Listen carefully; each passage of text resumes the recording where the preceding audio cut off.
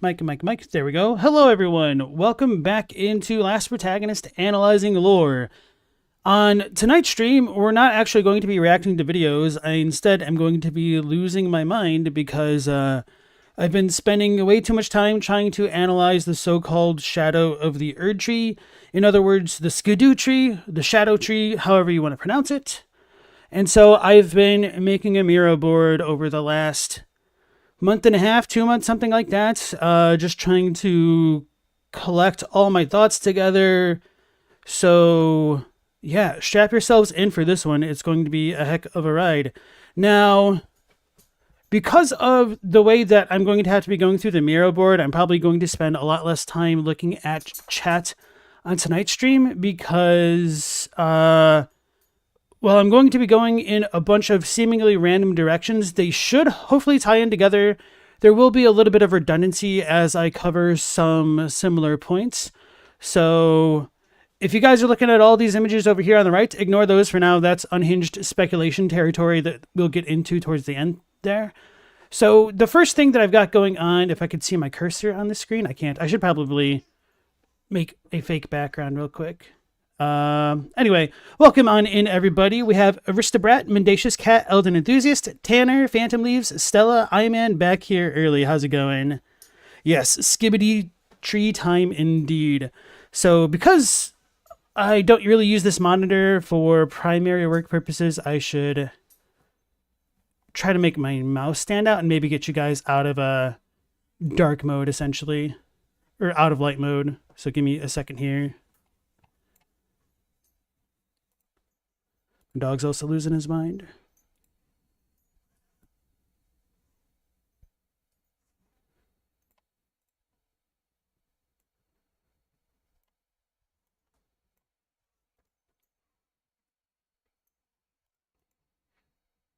There we go. Okay, so this should help things as we proceed forward here. All right, so ignore the right half of the screen because that is a little bit misleading if you don't have all the context for it. Hey! Sorry, I had to yell at the dog right then. Forge, nice to see you. Gigantosaurus, welcome back in. So, right. The first thing that I've got going on is a kind of pseudo potential timeline on the left, just to kind of establish some baselines. And none of this is meant to be definitive by any means. So my goal with going through this stream is to kind of give us a bunch of different options of being able to understand the Erdtree, so I don't expect there to be one perfect interpretation over any others by any means. So keep that in mind as we proceed, and we'll probably have some disagreements as we proceed as well. So with that in mind, there's something else I wanted to say about that.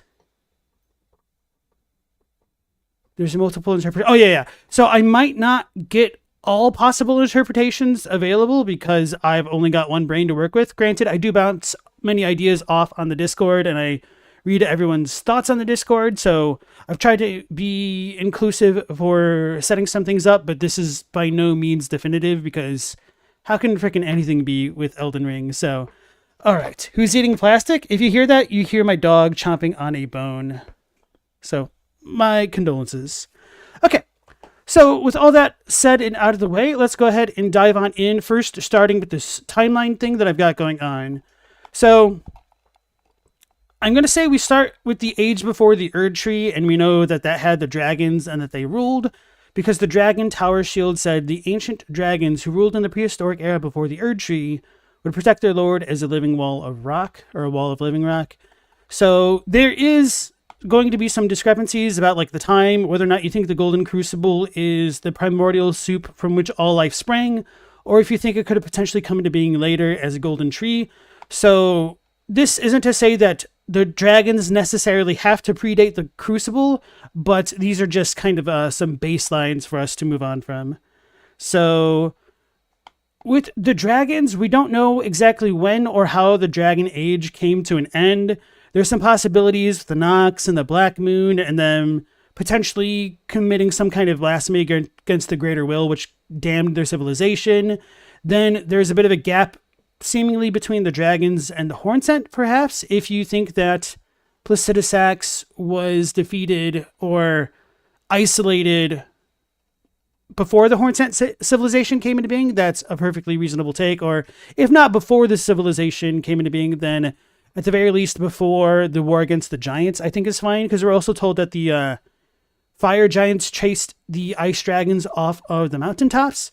So it does seem as though there should be a kind of interregnant reign between when Placidusax went AFK and when the Hornsent and fire giants were truly allowed to thrive. Hey, Mendacious Cat, nice to see you again. And Lord Parber. Even for FromSoft, it's kind of wild the Shadow Tree is so important to Shadow the Erdtree, but it's never even really touched on what exactly it is, apart from being the Erdtree Shadow. Yeah, man, don't you guys know that the Shadow Tree is the shadow of the Erdtree? Everybody knows that, of course, it's so clear.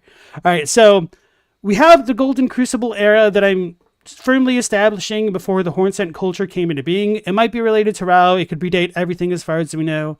So one question that I have, and this has haunted me since the very beginning of the game, was the Crucible a golden tree? And I say that primarily because of Siluria's tree spear description. It said, the primordial form of the Erdtree is close in nature to life itself, and this spear, modeled on its crucible, is imbued with ancient holy essence. There's a slight difference in the Japanese where it's not like modeled on its crucible, it's more like modeled on the crucible. So anyway, if the spear is modeled on the crucible and the spear is a tree, does that mean the crucible is a tree? Now, Bad Lad on the Discord server brought up a very interesting idea that even if what this is being called a tree comes from the crucible, it could potentially just be an aspect of the crucible, and so that might include plant life, it might include animal life. I quite like that idea, even if I don't entirely subscribe to it, so I want to mention that right here. And with the crucible being a golden tree, we should ask if it's related to the Hornsent at all, because the Divine Bird Feathers said the Divine Bird Warriors and indeed this technique are said to bear resemblance to the golden crucible. So this is where I get golden crucible from rather than just crucible. It is annoying to me that none of the Hornsent stuff really has the red gold of primordial gold that you'd see in the Crucible Knight stuff. So they might have been harnessing the golden crucible's powers in a different way. I don't really know. So we also have the aspect of the Crucible Thorns, which says, in an age long past before this land was enshrouded in shadow, the vitality of the Crucible flourished. So this sets up, at the very least, that the Crucible happened way before the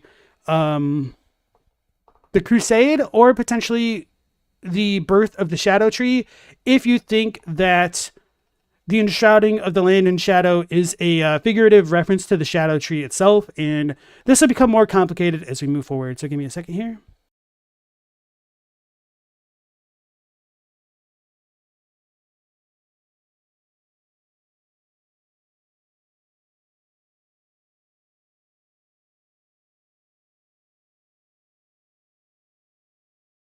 All right, I was just hydrating. All right, hey Mao, nice to see you again.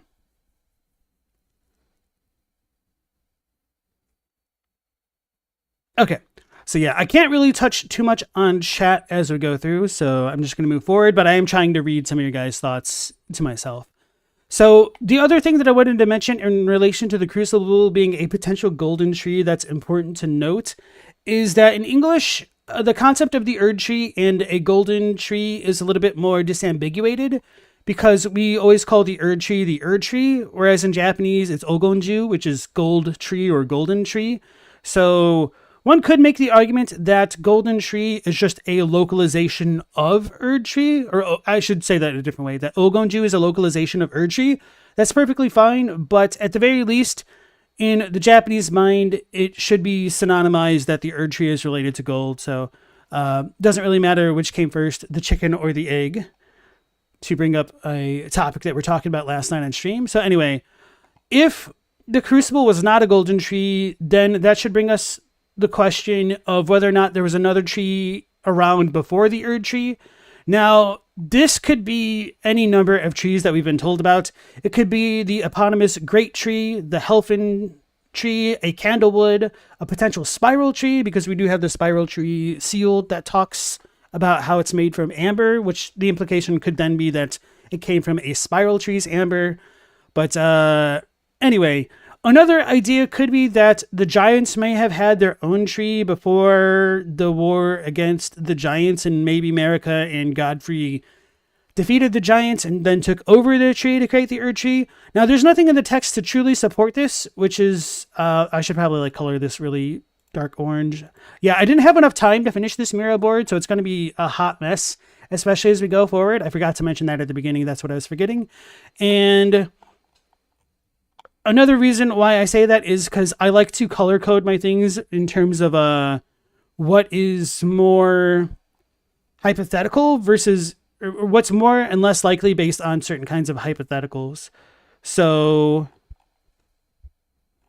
one of the reasons that I ask about the giant alleged tree is because we have a kind of weird reddish looking grace in the Forbidden Lands. We have things about the prophecies of sin and alleged cycles of standing before the Elden Ring. And if we have to stand before the Elden Ring to repair it and kind of recreate the Erdtree, then could Marika and Godfrey have potentially done something similar? Maybe, I don't really know. This is just more of a strict hypothetical that may not be truly likely. So anyway, another thing to consider in conjunction with that, because that does sound really out there if you don't think about it, would be that when we do meet Corrin, he does sell us Fire Monk incantations, and he's a Two Fingers fanboy, but also not. He's kind of a weird case. I feel like the devs really missed a lot of the marks with the internal consistency of Corrin, because whenever you give him any incantation book, he says, this isn't related to the Erdtree, even if you give him a Two-Finger incantation, although his starting inventory is just entirely Two-Finger incantations and like Catch Flame and like 2 or 3 Fire Monk ones for whatever reason. And that should raise the question, why the heck does Corrin have that? He does have the blindfold. He is allegedly a prophet, and so the prophets are supposed to have seen the prophecy of cardinal sin being borne out, and so the Erdtree was burning. And if so, then why does he not care about those prophecies? I kind of have a lot of issues with Corrin there. So, going back, was there another tree before the Erdtree? No, that's an option. I think that's kind of self-explanatory. But then one question I would ask in response to this big old no is then, why does the Crucible have more influence in the realm of shadow than the lands between the land of the Erdtree? So it seems as though the Crucible should potentially have more relation to the Shadow Tree to me, but this isn't to say that that's like the only reading that there is. So if the Crucible was the Golden Tree, how could that impact our understanding of the Erdtree or the Shadow Tree? So we have a possibility that aspects of the Crucible still exist in both the Erdtree and Shadow Tree, and that could just be the Crucible's primal vital energies coursing between both of them or one of them. There's more to talk about the natures of the Erdtree in relation to the Shadow Tree, but that's getting a little bit ahead of myself. So another possibility is that the Crucible became the Shadow Tree, and that's also when the Erdtree was born. And this idea would be that the Erdtree usurps the energy of the Crucible, ?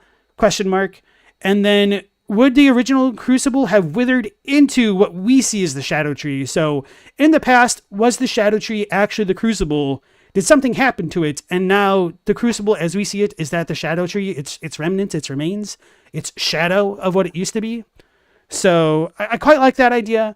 And then if this is not the case, we would also have to say that the Shadow Tree itself should be considered separate from the Crucible, even though it's the shadow of the Erdtree, and the Erdtree has Crucible vitality in it. So those are some of the biggest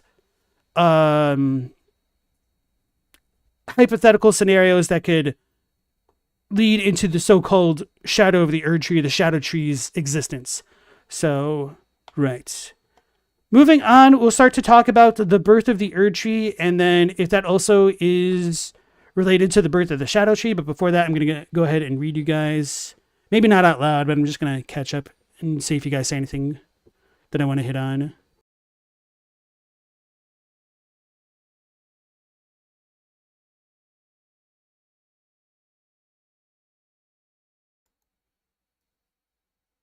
What if the fire giants won and started the Age of Fire? I know, of course, a lot of this could be very subject to change within the next week when Night Rain comes out. That's another thing that I should have hit on at the beginning of the stream. That this might be kind of a rough draft of my ideas. I might go ahead and make a full-on dedicated video on this topic, but as you guys will continue to see, this is so spread out that it is extremely difficult to try to make this flow in a bit of a narrative fashion, like using prose and not sounding crazy and jumping around between topics so frequently. So I'm kind of using this as a bit of a rough draft. And if there's enough interest, I'll probably make a dedicated video of some sort, even if it's just me going back over this Miro board with whatever Night Rain includes and throws at us, and then putting a little bit more effort and like adding in footage and item descriptions a bit more wholesale, I guess.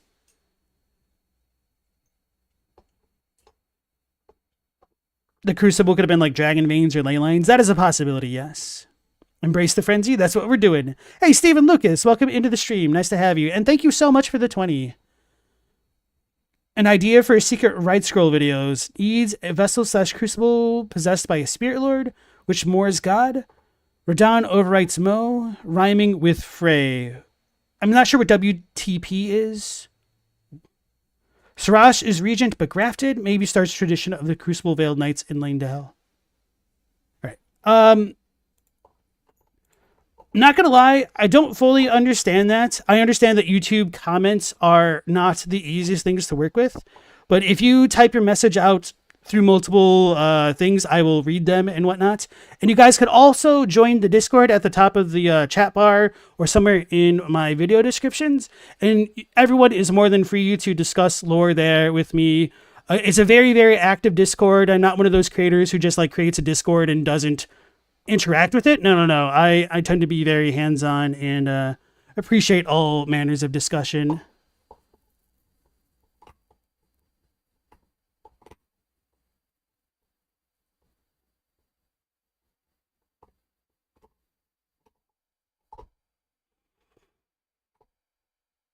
Okay, so yeah, I wish I could talk about so many of the things you guys are bringing up, but I would just have to get on so many tangents that I wouldn't be able to cover a lot of this stuff. So once I like actually finish this Miro board, I will be able to interact with the chat a lot more directly, and we can bounce ideas off of each other and whatnot. So the Crucible is actually Velka's Christmas gift from the Gek. Exactly. All right. So going on back to that idea of the birth of the Erdtree, we're told that it either began before the war against the giants or during it, or like within that time frame.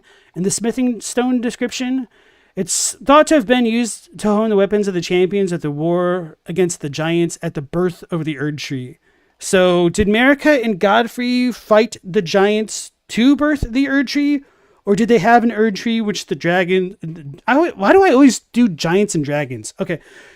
Is it possible that they created an Erdtree and then the giants burned it and they're like, oh, hell no. And so they had their big-ass war? Or was Marika telling Godfrey to kill the giants so he could brandish the Elden Ring and become Lord? We don't really know. So that's kind of why I have this vague. At the very least, we know that the Erdtree should be around after the war against the giants, and as late as the sealing of the Flame of Ruin, or whatever you want to call it. So then, one question is the birth of the Shadow Tree coincidental or coinciding with the birth of the Erdtree? According to the Shadow of the Erdtree story trailer, Aletta says, Miquella the Kind spoke at the beginning, the seduction and the betrayal, an affair from which gold arose, and so too was Shadowborn. Now, I am pretty reluctant to just accept what she says wholesale, because we certainly know that gold must have predated the Erdtree by virtue of there being dragons and lightning and dragonstone scales. So this has to be figurative language to some degree, but is this talking about gold as we know it, like the current state of the Erdtree, a gold without the red, the primordial red of the Crucible, or does she mean when gold arose as a reference to like the gold tree? I'm not entirely sure, despite everything. So While I do think that the most natural reading should be that the Shadow Tree should have been born with the Erdtree, I do think it's important to keep all options available on the table until we get more concrete information to push us in a stronger direction. So then, going into the Remembrance of the Shadow Sunflower, we're told, of course, that the Skidoo Tree is the shadow of the Erdtree, born of dark notions that bear no sense of order, that twist and bend its stalk, rendering it brittle. So there's a lot to talk about this. I'll talk about the Shadow Tree and the Shadow Tree avatar a little bit later, so I'll leave this alone for now, but it sounds that the shadow could be like the dead Erdtree or something like that, or it could literally be a shadow like underneath the Erdtree in a kind of a magical veiled realm type of way, the Cosmos Bloodborne style. That might not make a lot of sense if you guys aren't familiar with Bloodborne. So just to give a little bit of context, the sky and the cosmos are one is one of the most important quotes within Bloodborne. And the idea behind it is that within our natural lives in the waking world, there's a kind of dream world, a higher plane of thought that exists literally on top of the world that we live on. And it's kind of layered over us. So basically, we could say that this post-it right here is the real world, then humans are like on it, and then the cosmos is this thing which is on top of all of that. So the sky and the cosmos are one, everything is together, and that could be what's going on with the Veiled Lands of the Shadow Realm, because we don't actually know how that's working, but that is not the only possible interpretation. It is possible that America yeeted the Veiled Realms, the Shadow Realms, to some other dimension, and or maybe even across a continent or a world. We don't really know what the lands are between from. So anyway, was the Shadow Tree the prior form of the Erdtree? In other words, was the Shadow Tree coming from one tree, or are the Erdtree and the Shadow Tree two trees that are brought into being at the same time? So if the Shadow Tree was the prior form of the Erdtree and the Erdtree was one tree, and we're like ignoring the Crucible stuff for now, then did something happen to the Erdtree to create a shadow of it would be the bigger question to ask. So I'll talk about that more in a bit. Hey, Robbie, how's it going? And Stephen Lucas, welcome. Wait, no, you donated. Okay. Let me read you guys real quick.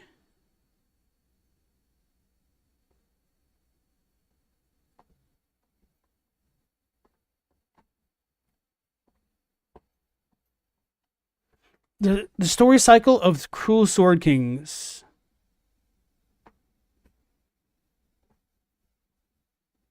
So you think Sarash is like a shadow ruler, if I'm reading it correctly? Correct me if I'm wrong. And then somebody else joined. True Connoisseur, nice to see you again. Yes, you missed the start, but I'm kind of going over a bunch of timeline stuff. And we'll get into the more unhinged stuff as we proceed. So yeah, I haven't missed too much. And there's always going to be the VODs for you guys.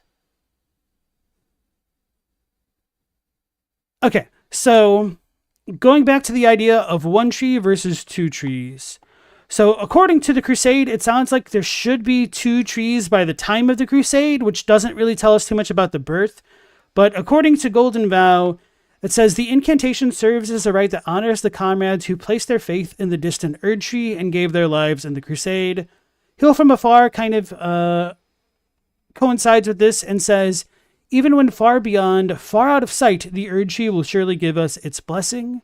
And then the Battlefield Priest's Cookbook says it's a record of crafting techniques left by the devout battlefield priests. These keepers of the faith fought bitterly to spread their gospel in the realm of shadow where there was no Erdtree to gaze upon. So this one, I think, is probably the most concrete to suggest that the Erdtree did not exist in the realm of shadow, at least during the time of the Crusade. So if the Shadow Tree came from like the literal Erdtree that we know it, then that must have happened before the Crusade happened. And when that would have happened in the timeline is kind of hard to say. So sometime between Godfrey becoming Elden Lord and creating the Erdtree with Marika and before the Crusade. So that could coincide with Radagon or anything like that. Because, oh yeah, this will go right into the thing. So if the Shadow Tree was created, when was it created? Could that have been when the Shadow Realm was sealed? That seems to make a lot of natural sense. So I'm just going to move on. This is a little choppy. I apologize. So we have the possibility that the Realm of Shadow was sealed with America's ascension after the war against the Giants. And the Furnace Visage says it's a stone mask surrounded by curled horns, depicting the fell god of fire that haunts the sagas of the Horn Scent. So the fire giants were still around in the Horn Scent time, so we could definitely place them like at the same time frame, so to speak. Then another possibility for the Shadow Realm being sealed is Godfrey's banishment. And this is going to be a little bit weird, but we have the Empyrean Grandam. Oh, I meant to put Horn Scent, I forgot. I even made that mental note to myself and still typed in Empyrean, apparently. The Horn Scent Grandam says, blah, blah, blah. Our lands were by thy kind set aflame, our tower by thy kind veiled in shadow. And she calls us another of Messmer's peons, she thinks. So this whole thy kind thing was giving me a little bit of pause because we were tarnished. And does that imply that the tarnished are part of Messmer's peons? Were the tarnished the ones who veiled the realm in shadow? And if the tarnished were the ones who veiled the realm in shadow, that would imply that it should be after Godfrey's banishment or potentially coinciding with the banishment. Maybe the tarnished got banished here, but that doesn't seem to really fit because we don't really have a ton of tarnished in the Skidoo lands. We have Red Bear, who doesn't like, okay, so I'm not going to count the Mikola tarnished folk because they could have been brought in Mikola style. Potentially after, the Moog stuff happens. So setting all them aside, we have Red Bear and I think I have somebody else on here. Okay. We have Quayline and Red Bear. Those are the two that I could think of. There might be another that I'm forgetting or any other like invader. So that also raises the question of whether or not the realm was veiled in the Crusade, if this is accurate, but we don't really know because we just don't really know. So anyway, when we look at the story trailer, we see that Anir Elim is shadowed in that story trailer, but when you actually look at the state of Anir Elim and Belurot in game, Belurot is completely charred, but Anir Elim is pristine. So Anir Elim was most likely sealed or extra sealed before Belurot got burned. And so they may have done something with the sealing tree to make that happen. So that's important to know.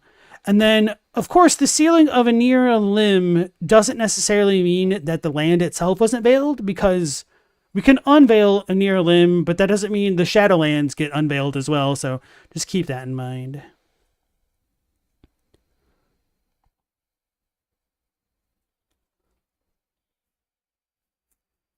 Reading chat. Hold on, I need to yell at the dog.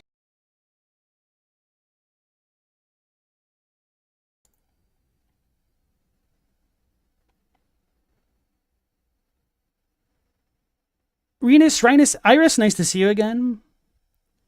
The Skidoo tree is dual trunked? Yes. I'll touch on that later as well. Godfrey is not a political type. I don't know, because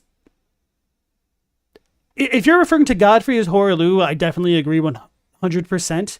And yeah, I did forget to put that in here. That was a thought, but I was away from, being able to work on the Miro board at the time, so I didn't get it in here.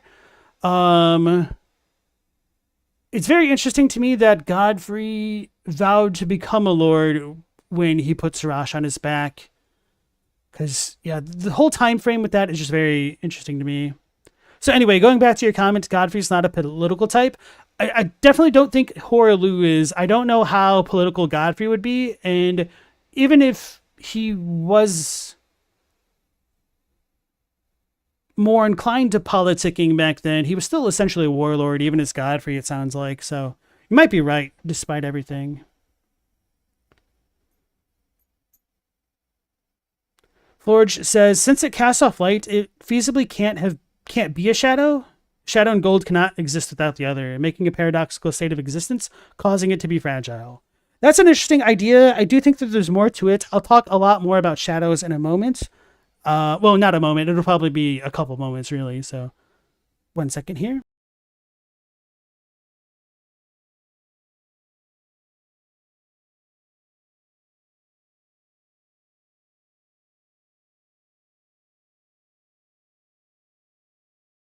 Yeah, I was trying to work on getting this Miro board ready before the stream. I've been working on it for a long time. I did add a lot more to it with that last minute rush, but as a result of that, I didn't get to play with the dogs as much as I should have today, so he's still a little bit riled up and upset that I didn't tucker him out well enough before his bedtime.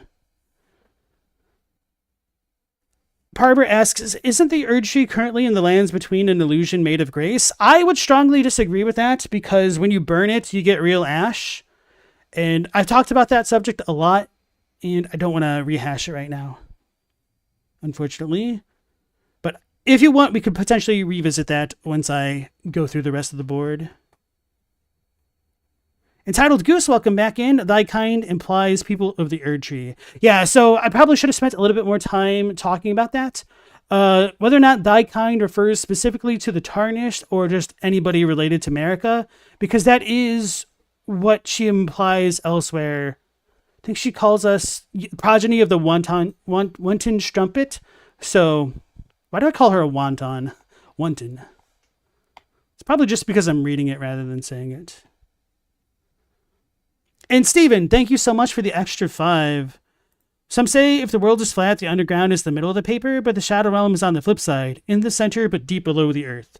Boy, you guys are going to be in for a treat later once I get through everything. I do understand what you're saying with that.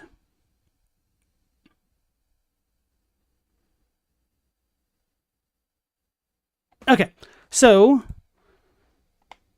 we talked about...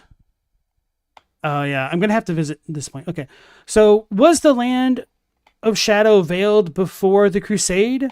We do have the spiral tree seal, which says, the majesty of the White Tower stretching to reach the gods even inspired a secret faith in the invaders, the people of the Erdtree. Now, the fact that they're called invaders is very interesting to me, because this could be understood multiple ways. They could be seen as just pure invaders of the tower, in which case this isn't really that big of a deal. But if the invaders are invaders of the land of shadow, then it would imply that the Shadowlands could have been veiled before the Crusade even happened, which, if that were the case, to me would suggest that they should have been veiled probably with America's Ascension and the Giant War, because we have Hornsent and Fire Giants commingling and whatnot. So, Curseblade Mira also says, long ago, before the land was overshadowed by invasion, this scourge was shunned and the Curseblades were imprisoned. So, even in the Japanese, it's kind of unclear if this is meant to be figurative language. Although the Japanese does kind of work a little bit better in terms of wordplay, because they don't use overshadowed. So it's more like long ago before the land was shadowed by invasion. And so that's kind of cooler in my mind. So that is a very interesting line, because then it could imply that the sealing could coincide with the legitimate crusade. And if the crusade did happen when the land was sealed, then they sealed a near limb before burning everything else. So I don't know. Long story short, maybe, we don't know. So, yeah, it's kind of comes down to your headcanon of when the tower was veiled. So, we talked about those. All right. Now, another possibility for when the Shadow Realm became sealed could be pertaining to when Radagon ascended to become Elden Lord specifically. And so, in other words, this would happen in the post-Liurnian War conflict, because R'Lana is in the Shadowlands with Gaius, and Gaius is an older brother to Radon, who is... Sorry, Gaius is like an older brother to Radon, not literally, and we don't know if Mesmer is older or younger than any of them. So we don't really know the birth order of the Carians, whether Mesmer is a Carian or not. I know many people believe he should be a Carian because of his red hair. If you want to go into the whole butterfly theory, then I don't know about that. But it also doesn't seem as though Radagon was Elden Lord when the Crusade happened. So his birth order is very strange. Some people believe that that Mesmer could have been born even before Godfrey, and then maybe Marika had another spouse. But I'm not sure how much I like that, because we're told that Godfrey and the Golden Lineage were considered the first demigods.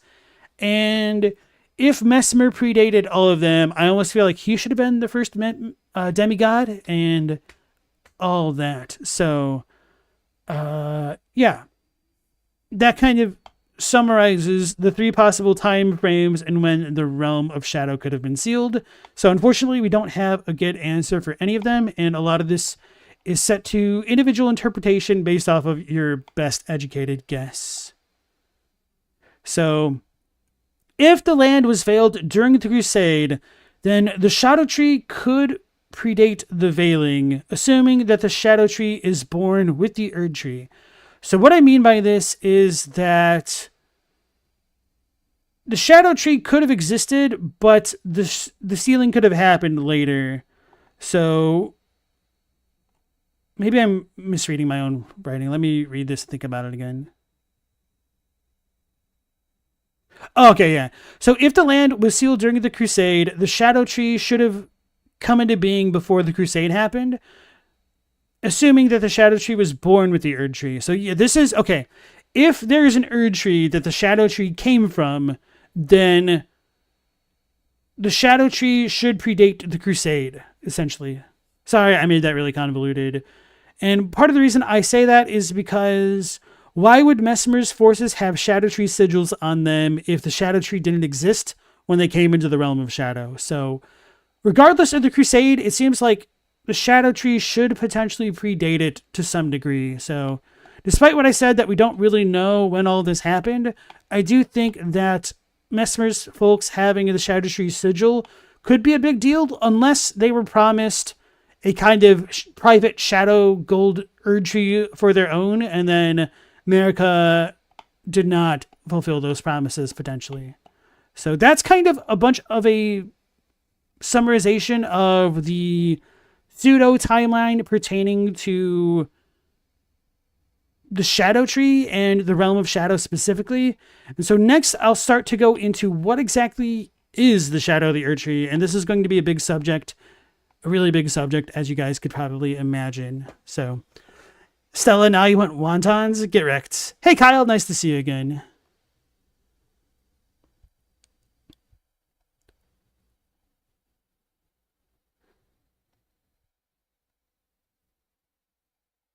Forge, you think the crusading and the sealing were dual events? Dueling shields.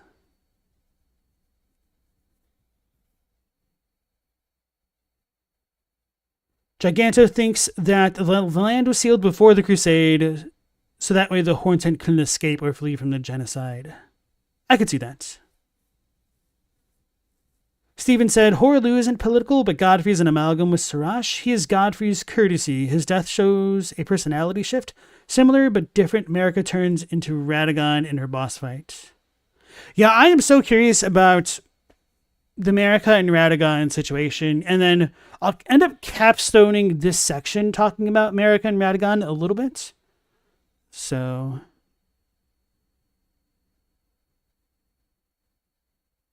Elden said, you'd also have to ask why Marika would have had kids with Radagon in the first place if they're firstborn. Hey, Canchel, nice to see you again. Hard to account for a character likely not created yet. If he was, it's confusing that she had two children prior. However, Melina doesn't strike you as an older sister. I'll talk about Melina in relation to some things as well. All right, let me hydrate before continuing here.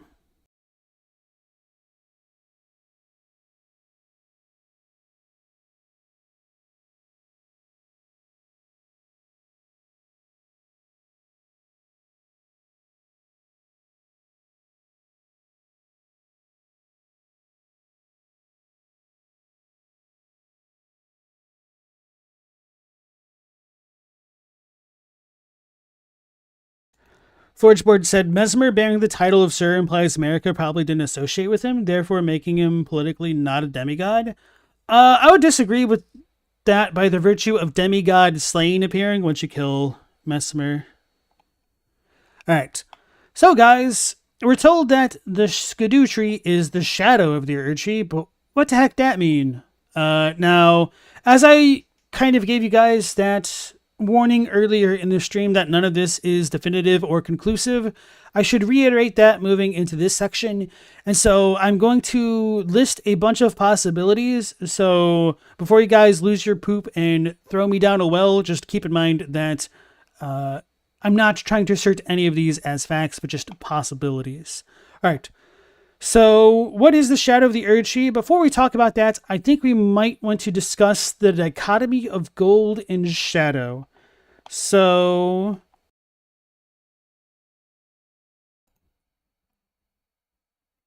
we don't entirely know what the relationship is between gold and shadow, other than the fact that the fingers seem to be able to play on both simultaneously, and that there might be some kind of actual dichotomy between the two. I don't know if gold gets turned into shadow or vice versa. But for what it's worth, the Land of Shadow incantation says, this incantation channels the force of the Shadow Tree's power, and its gold is accompanied by shadow. So, with the Two Fingers Assassin's Prayer Book, we're given spells like Shadow Bait and Golden Shadow Lure, which creates a pale gold shadow before the caster. It is said that those beguiled by the shadow see within it a hated foe. And that's...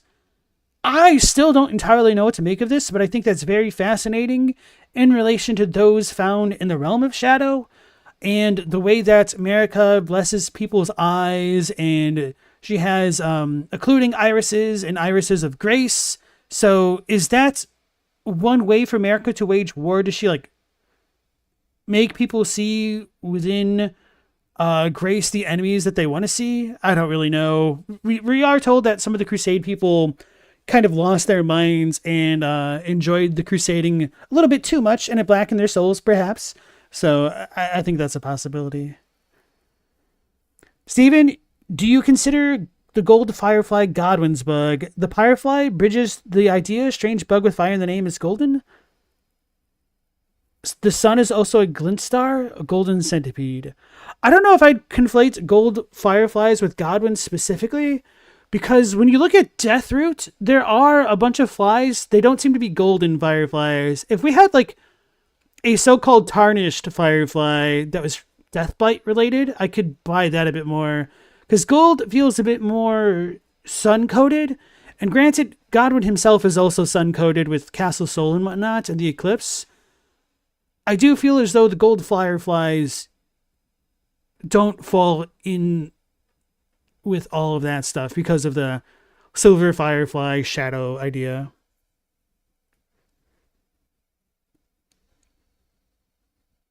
Sorry for the interruptions. I say something off topic and you want to bring up overlooked connections. Yeah, I'm sorry, man. It's just, there's so much to go through with this topic that I have to bounce around quite a lot to try to cover a little bit of everything.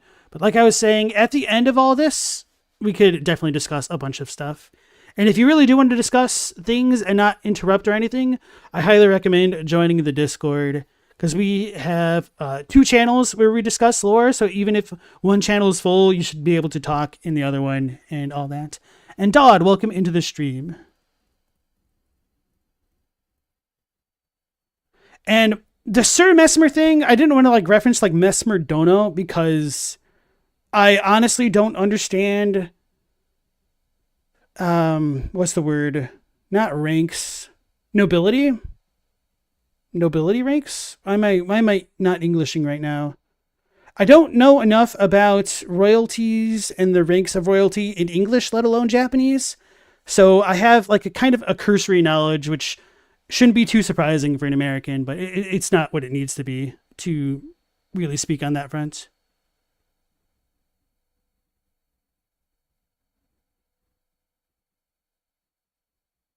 Okay, so the dichotomy of gold and shadow will be something we will consider a bit more in the very near future. So going back to the overall topic of what is the quote-unquote shadow of the Erdtree, could Oh yeah, I guess I didn't make this a little bit clearer. So if you type in the word shadow and look it up in the dictionary, you're going to get a bunch of definitions.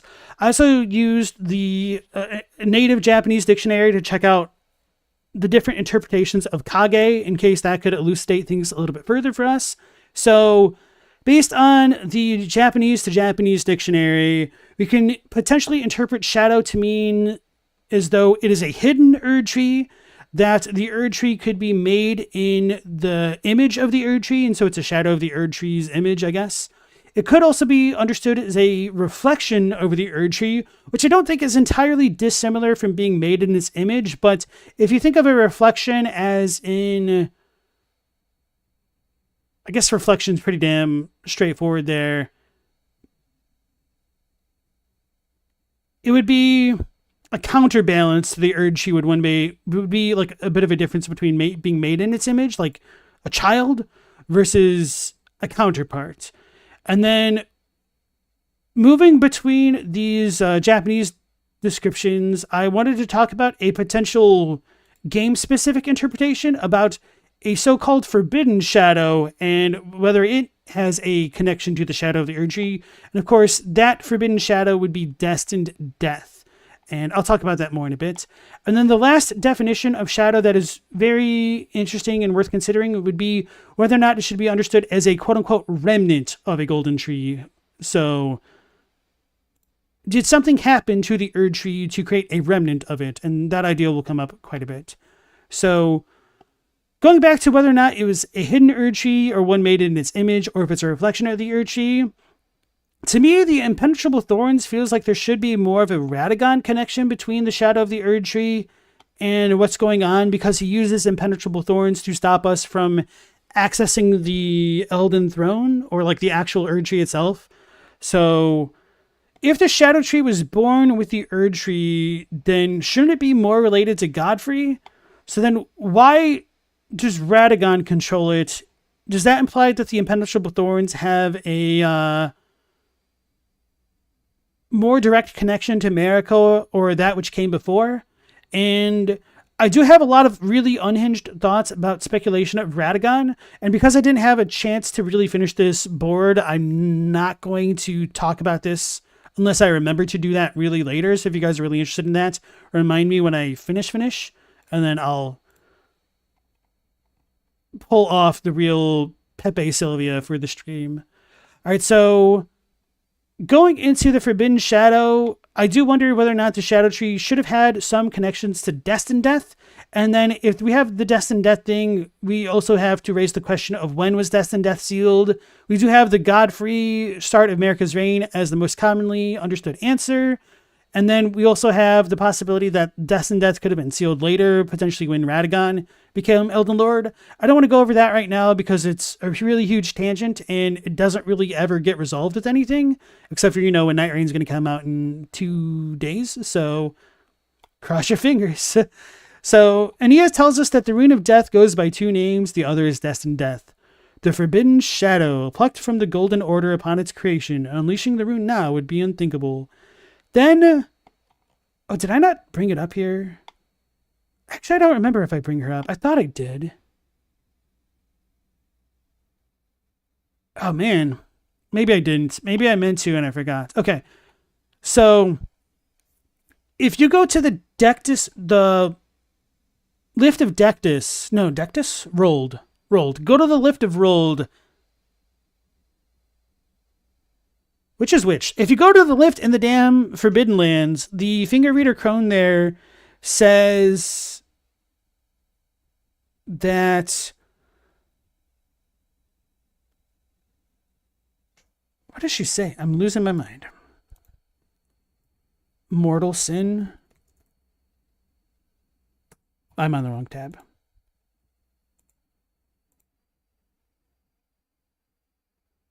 Oh no, that's if you kill one of them.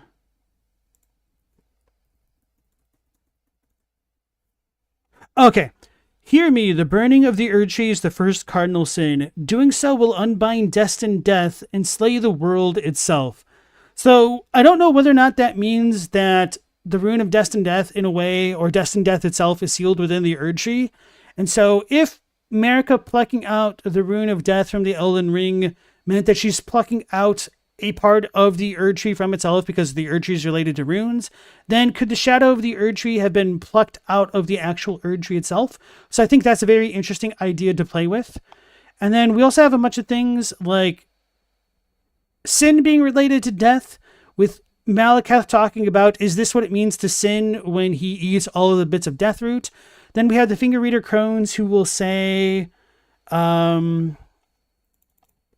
if you kill them, I think if you try to kill the one outside Raya Lucaria by the gate, she says, a curse upon you. Your path leads only to death.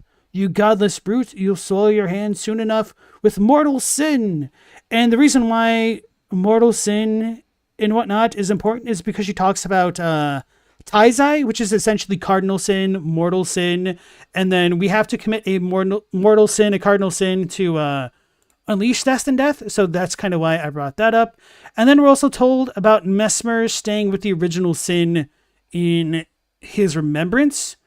And we don't know whether or not the original sin pertains to the cardinal sin or if it's a different kind of sin, but I don't know how an original sin would differ from like the first cardinal sin, functionally speaking. So keep all that stuff in mind there. Corn, nice to see you again. And somebody else, Jay Dixon, welcome back in.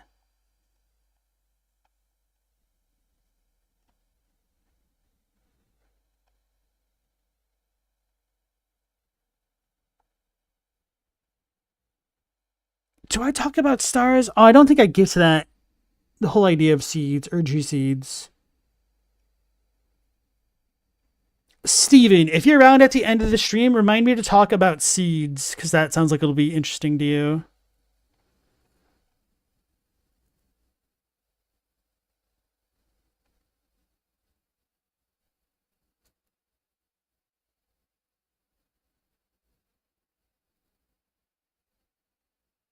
Yeah, I'll try to touch on all of that, Corn. Those are very good questions.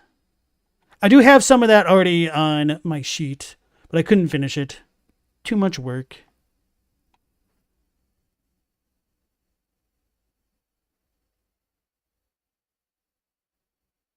How am I going to approach the info from Night Rain? Obviously, we can't take everything as canon, but for example, if Godwin shows up, we should probably consider his depiction as accurate. So I was thinking about potentially trying to make... Mic check. Okay, so I was thinking of potentially making a really quick video, maybe tomorrow or the next day, saying about my thoughts on the canonicity of Night Rain and or the alleged Elden Ring movie, should that ever come into being, would be that I could see both of them being canon up to a degree, and I was trying to think of a good example for how I view them, and this is kind of what I came up with, but I also needed to do research whether or not my memory was accurate. With the novels Hatchet, Brian's Winter, and I think it was called The River or something like that. So Gary Paulson made 3 or 4 books about this kid who gets lost, I think, in the Canadian wilderness with a hatchet. And in the first book, he manages, spoiler alert, to live by virtue of his survival skills with his hatchet. And he gets rescued at the end of the first book, or at least he gets out of the wilderness, essentially, is the takeaway. And in the second book, Brian's Winter, it's, hey, the story of Hatchet, but what would happen if Brian didn't get out of the wilderness and he had to actually winter in the Canadian wilderness? And then the third book is kind of like a continuation of Brian's story, but I don't remember whether or not the third book takes place after the Hatchet timeline or the Brian's Winter timeline. And so I could see Night Rain to me existing in the space of Brian's Winter, where everything that happens before the Shattering could potentially be canon, unless I hate it. Then in my mind, it's not. Maybe that's not fair. And everything after that point should just be considered a different universe for all intents and purposes, if that makes any sense. Elementary school memory unlocked. I know, right?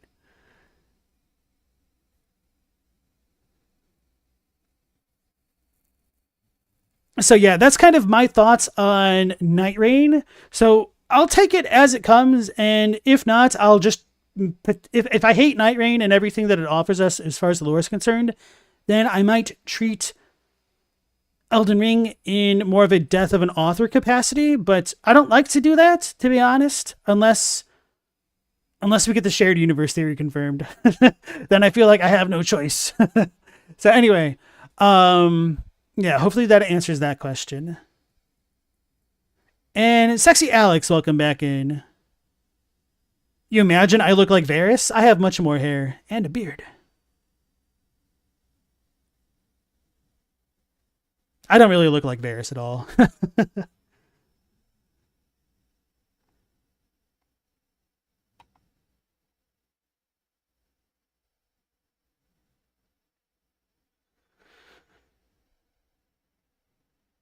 Any post-shattering lore is just Night Rain? Potentially. And anything pre-shattering could give insights into the base game. Can't wait until we learn that the Glum-eyed Queen is a snail. Because snails are snakes as well. Okay, so I talked a lot about death and destined death and the sins and whatnot. So now I want to talk about the possibility of the Shadow Tree being a remnant of a golden tree, aka the Erdtree. So we have things relating to the Hornsent culture, which are related to golden thorns, barbs, inquisitor weapons, and spiral trees, which could imply the existence of a golden tree. So if we have golden barbs and they worship a spiral tree, was there a golden spiral tree, or is it more of an ideation than anything else? Is that more of their faith rather than anything in reality? Maybe. So, setting that aside, could there have been one golden tree, whether or not it's the Crucible or the Inquisitor's spiral tree? Could there have been a golden tree, and then could that golden tree have gone on to become two trees?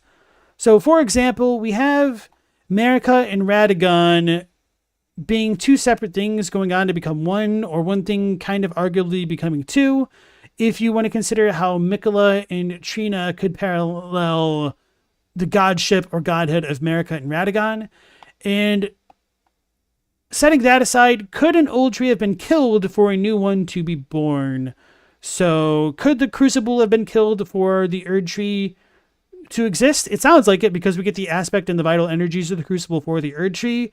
Now, does that mean that the Shadow Tree is the Crucible? Maybe, maybe not. So, even if it wasn't the Crucible, could Godfrey's Erdtree have been its own kind of tree that was killed for a new one to be born? And if the new one to be born is the one that we see in the game, is that essentially Radagon's not Elden Ring, is that Radagon's Erdtree that we see? And is the Shadow Tree Godfrey's Erdtree? Maybe. I don't think that works, because we have some other stuff in the game which doesn't seem to work super well with that idea. Like the Mesmer soldiers being having the Erdtree be distant from them. What were those items? Damn it. That's further down here. Because we have Golden Vow, Heal from Afar, and the Battlefield Priest's Cookbook, implying that there should have already been two trees by the time of the Crusade, at least. So I don't entirely think that works. Anyway, let's go back up here. So, I did bring up the seed thing. So, a little bit, but not exactly. In other words, was the Shadow Tree predating the Erdtree? Was a tree that predated the Erdtree killed and abandoned for the Erdtree to exist? If so, how? Could that relate to the original sin or the first cardinal sin? And I talked about this briefly. It's merely a cycle, stand before the Elden Ring. Then the first cardinal sin is burning the golden tree. So was a prior tree burned for the Erdtree as we know it to exist? Could that relate to why Marika fought the giants? Because she burned a tree and she knew that her tree could be burned, and so she's sealing the fire so that doesn't happen. Is that also pertinent to why she would have veiled the Shadowlands and whatnot? So one question that I had is whether or not Marika and Radagon and Mikkel and Trina had any kind of parallels to the way that Selin can put her soul into a glintstone gem and put it into another body to kind of get reanimated, and whether or not that had any parallels to the way that Yura gets his body possessed by Shabriri, or Irina gets her body possessed by Hayata. Now, there was something, a really, really crazy thought that I had about this, is that when Irina gets her body possessed, does she really get her body possessed, guys? Because whenever you go and talk to Hayata, Irina's corpse is still kind of chilling there, isn't it? If you walk up to it, it says she's dead. And if Irina is dead, what the hell is Hayata? Did she just steal her appearance? Is Irina to the Shadow Tree what Hayata is to the Erdtree? In other words, is the Shadow Tree a dead Irina and Hayata is like a live Erdtree, essentially? That is just kind of a crazy thought that I had kind of recently that I thought was worth bringing up and making us pull out our hair and all that stuff. Okay, let me check in with chat a little bit.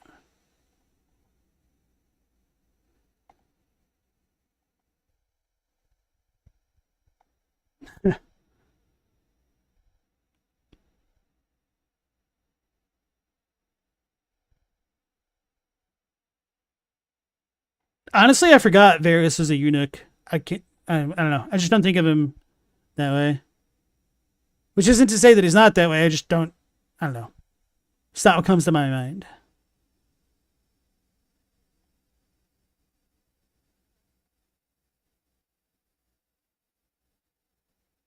Is the blasphemous snake and the abyss snake the same thing? I'm not sure. Could you elaborate on what the blasphemous snake is? Is that related to more to the curved snake greatsword or whatever it's called?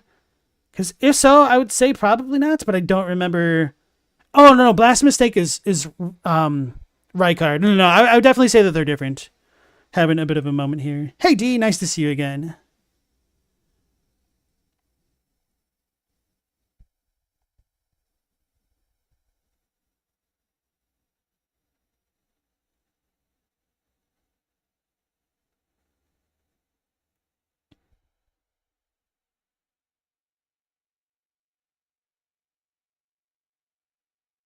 Don, I believe that Yura cuts off one of Eleonora's fingers. I think the implication is that he's supposed to cut off her cursed finger. But it doesn't really matter because when you look at both Yura and Eleonora's models, both of them have 10 fingers. It's a little bit annoying.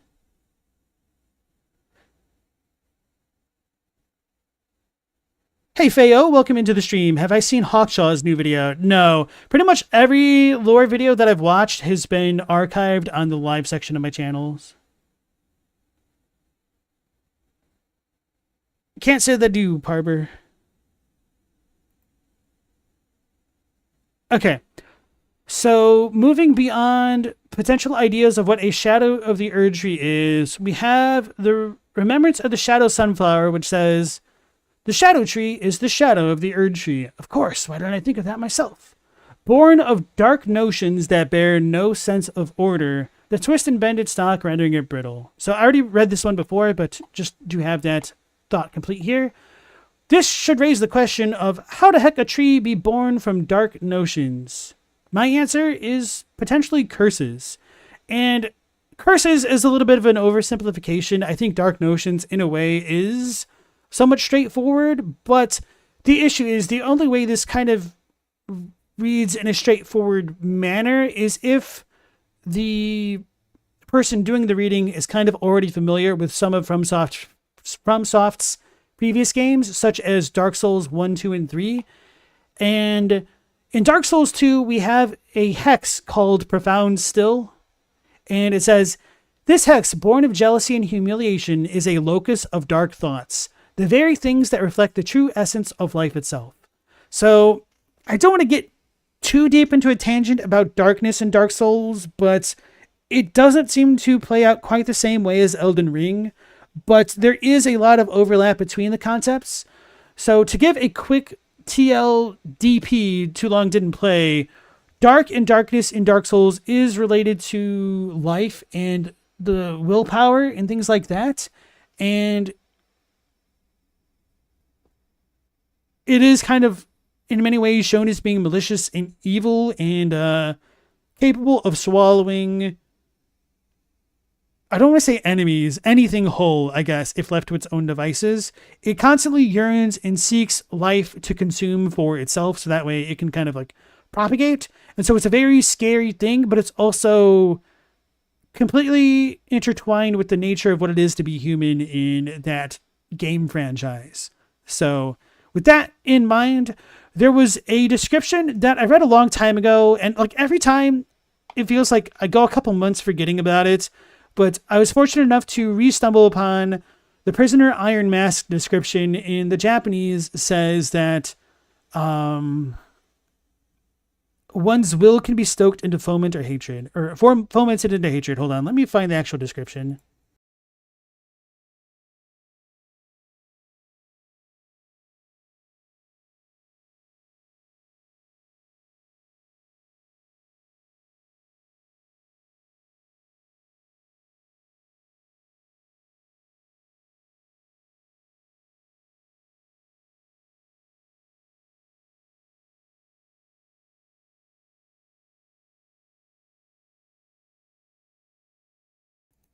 So it says, a foul creation designed to torment the wearer, either slowly fermenting hatred within their heart or a spiritual fervor that is near indistinguishable from it. So instead of calling it spiritual fervor in Japanese,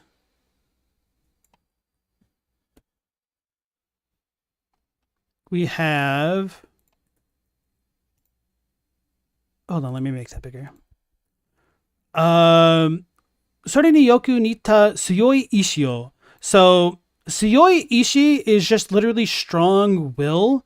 So, I'm not entirely sure why the localizers came up with spiritual fervor. And this concept of willpower is extremely important to understanding many things in the FromSoft catalog because it comes up all the damn time. So, in Bloodborne, you have the power or will to survive. If this falls to 0, your strength will fade away. So will equals strength equals life. And in Dark Souls 3, your HP stat is called one's mettle or will to live. Character dies when this reaches 0. So when you don't have willpower in Bloodborne and Dark Souls, you'll die. And that is actually also the case in Elden Ring to an extent as well, depending on how we read Fia and the Baldachin's Blessing. Because the Baldachin's Blessing does seem to take the character's will, because when Fia says that she's going to embrace the Tarnished and take the warmth of the champion, she asks us to share our will with her. And then when she does that, she does take away, 10 max HP to create the Baldachin's Blessing. So the implication is then, if she's taking our warmth, our lively vigor, that's what it is, lively vigor, our will, and that reduces our max HP. I think this concept is somewhat transferable. So, maybe not transferable, translatable. So, if the Prisoner's Iron Mask says that somebody's strong will can be... Damn it. What's the English? Can be fomented into a spiritual fervor that is indistinguishable from hatred, then that could imply that things like rancor and that which holds on to enmity after they die and they kind of continue to live despite that fact is because they have a very strong willpower, but that type of willpower is kind of darkened and is more akin to the dark notions of that which reflects the true essence of life itself. And the reason why I talk about dark notions and curses is because rancor and all of that is related to... Hold on. I thought I had it on here.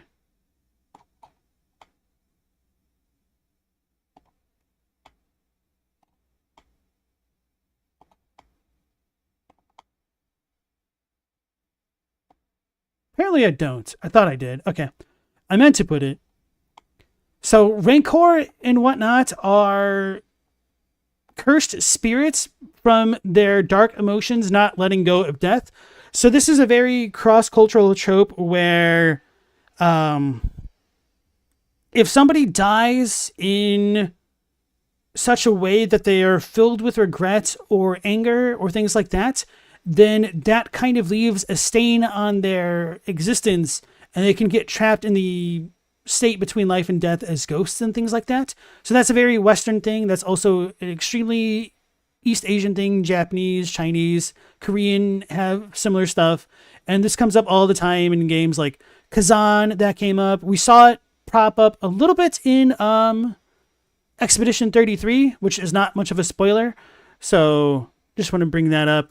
And Onyo is rancor, dark emotions, and hatred. That's the kind of a cross point. If will can become hatred and keep things persisting after death, then the shadow tree being born from dark notions could relate to that as well.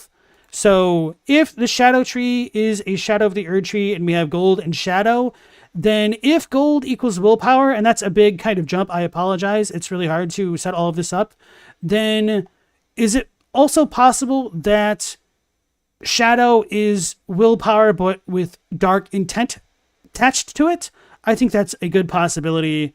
And if the will allows one to transcend unconsciousness or death, and it's an intense hatred which can transform things into rancor or a curse, then I think that might help describe the so-called dark notions from which the shadow tree could have been born. And so, to give a more Elden Ring example of this, we have the Hornsent ghost in the Scorched Ruins in the Gravesite Plain, which says, "I know, all your resentment lingers yet, the raw stuff from which I shall surely forge a curse upon the dastard Mesmer's head, upon Marika's children, each and all." So this resentment, it just ties into the locus of dark thoughts, which reflects life itself, and curses allow you to transcend death, and you kind of stay alive even though you're dead. Hopefully that was a better summary, because I felt like I couldn't articulate that thought well.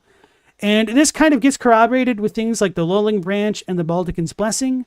It says, in the midst of drowsiness, there is the will to awaken. So will allows you to transcend unconsciousness or death, feelings that rise from the depths of one's heart. So this concept of heart, kokoro, is kind of equivalent to how we'll use heart figuratively in English as well as literally. So just kind of a bit more on the figurative side. So the heart is where we get dark notions from, and the will kind of rises from the depths of one's heart. And the Baldecon's Blessing says, this favor allows one to forget any aches and pains, because in death there is peace. For in death, there can be no sensation. So if you are dead, but you're still feeling things, you're not exactly dead. Instead, you're cursed because you have all these dark feelings, which makes you feel bad. And if you're able to let go of those dark feelings, then you'd be at peace, and then you'd cease to be. You wouldn't be like a spirit. You'd just be gone. And then Eternal Sleep Pot says, the weak are powerless to resist this velvety sleep and will never be roused again. And this concept of weakness is related to will, because if you have a strong willpower, you will stay awake. And this might relate to how Placidusax needs to be offered other people's sleep, because he is just so infused with gold that he is too damn strong to sleep in any capacity. And this might relate to why ancient dragons might be kind of pseudo-immortal. So yeah, it's just gold, bro. It's all gold and willpower. I know I still haven't totally established that connection between gold and will. I do talk extensively about that in my video on gold and silver, if you want more context. Sorry to pawn you off on that kind of, video and whatnot, self-promo, but it's the easiest way I could talk about it right now. So then one other concept which interested me in relation to sleep with the lulling branches and the eternal sleep pots is the juvenile scholar set, which says rebirth is as sleep to them, and with each awakening memory fades into oblivion. So the reason this is important is because with will being related to gold, that is a little bit straightforward once you know the kind of language which goes into that. But in Elden Ring, memory is also affiliated with gold by virtue of there being remembrances and runes and things like that. And so if memory fades into oblivion with awakening, and that's tied to willpower, then sleep kind of washes away one's willpower, I guess, and their memories that goes along with it. And so you need to have the will to kind of overcome oblivion, I guess. I know I didn't phrase that super well right now, but hopefully that kind of made sense. Now, I realized that was a huge tangent. Hopefully that made sense. I'm going to scroll back up in the chat and see what you guys are saying. And then Drizzlam, welcome on into the stream. I don't know. I would actually have to double check a lot of the soil in the Shadowlands. That's an interesting question. All right, Phantom Leaves, if you're still around, thank you so much for joining.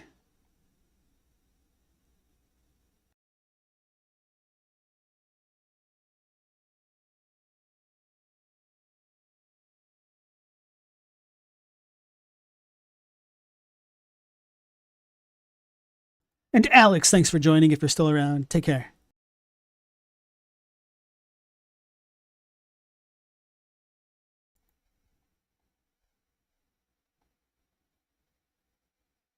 Are omens Elden Ring's demons, since in Japanese they refer to Morgoth as Oni and Moog basically looks like the devil?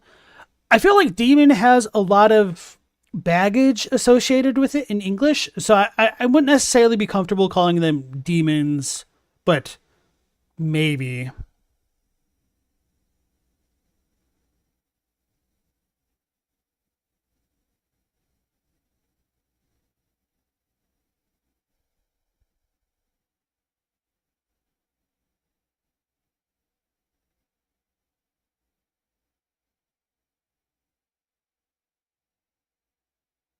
Kyle, if you disagree with people, I would ask that you keep it a bit more respectful and just let people talk and just ignore it on your own end.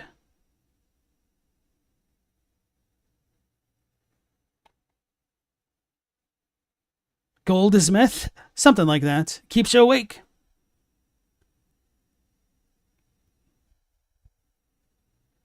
Okay, so moving on. Let's see if I covered everything here. If will can be fomented into curses and dark notions, then will is connected to both gold and shadow, because will is kind of intrinsically related to gold, and so the shadow connection comes from the curses and dark notions, which I was talking about. And then, I did talk about how gold should be tied into willpower, but I didn't expand upon it. Apparently I don't want to say the foresight, but the wherewithal to include a little bit of a blurb to give a bit more context about that. So in the unalloyed gold needle's Japanese description, unfortunately, there's the quote from Millicent, and wait, let me rephrase this. So in the English version of Millicent's quotes about returning the gold needle to Millennia, she says that she will return the will that was once her own, but the English description of the needle itself is translated differently than they translated Millicent's lines, if that makes sense. So Millicent's lines says, "There is something I must return to Millennia, the will that was once her own, the dignity, the sense of self that allowed her to resist the call of the scarlet rot." Whereas when you look at the unalloyed gold needle description, it says,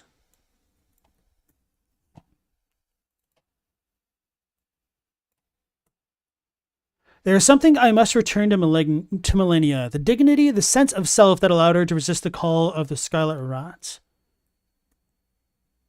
So it seems as though they skipped a line there. Oh, maybe that can happen. But anyway, it's the exact same dialogue as far as the Japanese is concerned. So a little bit weird that that description missed that line.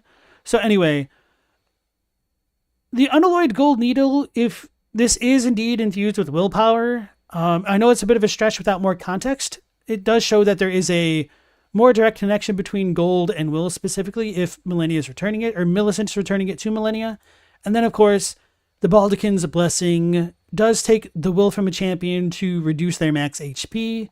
And of course, that isn't such a gold connection, but will equals life in these games. So will equals life equals gold is kind of the transitive property that I'm trying to work with here. So Going back to the Land of Shadow incantation, this incantation channels the force of the Shadow Tree's power, and its gold is accompanied by shadow. So then, that raises the question, is the Shadow Tree a tree of curses? And curses might not be the best way to phrase it, so another way to think about this, for those who are familiar with my channel, or if you happen to see Acer Aesthetics' very really good video on Kagare, Impurity might be the better way to think about it. So is the Shadow Tree the Kagare tree? Maybe. So when we look at the Mantle of Thorns, it says, the image of the misshapen Shadow Tree is an edict. Burn all that exists, wound all that exists, for we have been abandoned. I don't know about you guys, but that sounds kind of rancorous. So I wouldn't necessarily say that that's a curse specifically, but it certainly seems to be filled with dark notions which resemble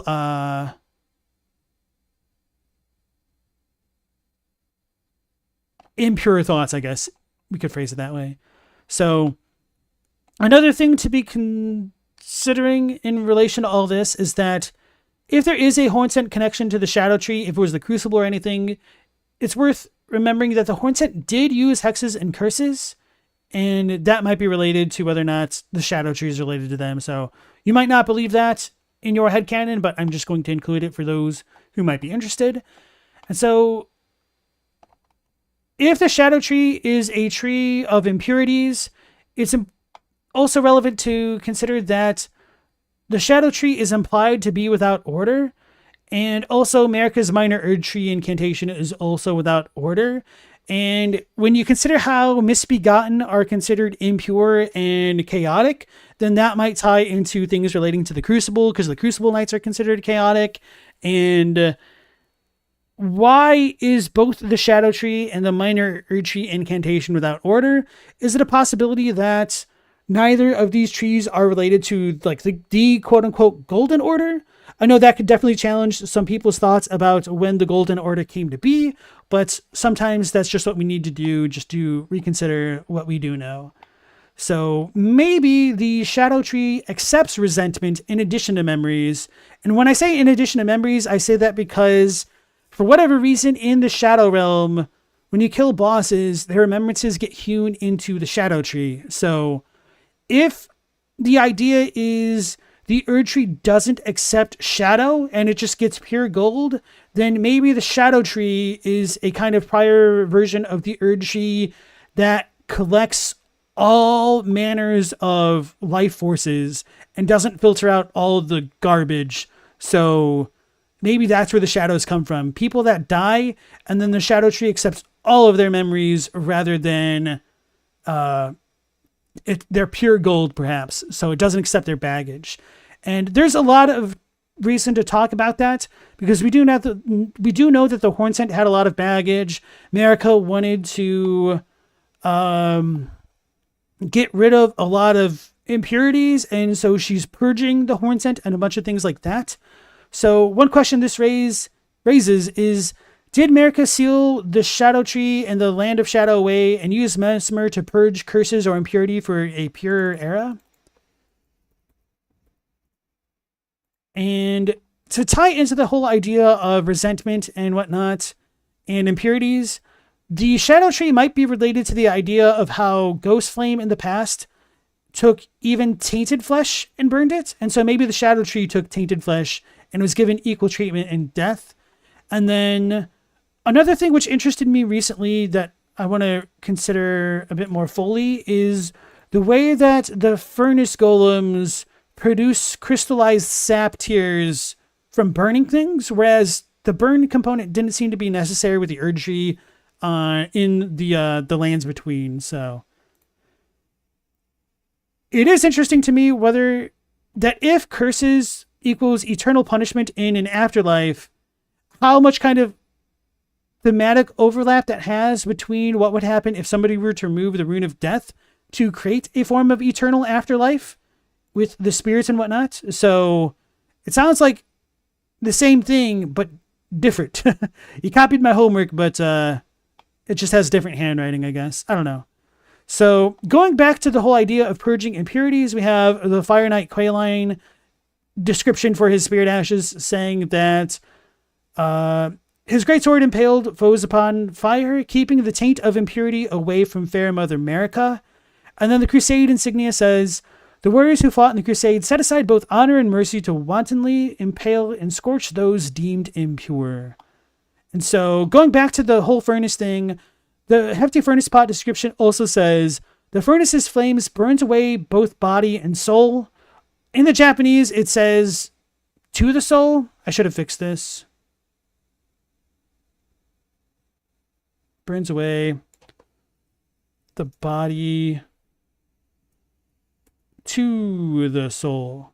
When impurity is thus expunged, one calls it cleansing. So, did impurities get expunged in fire originally? And then this is going to be heavy speculation, so bear with me here.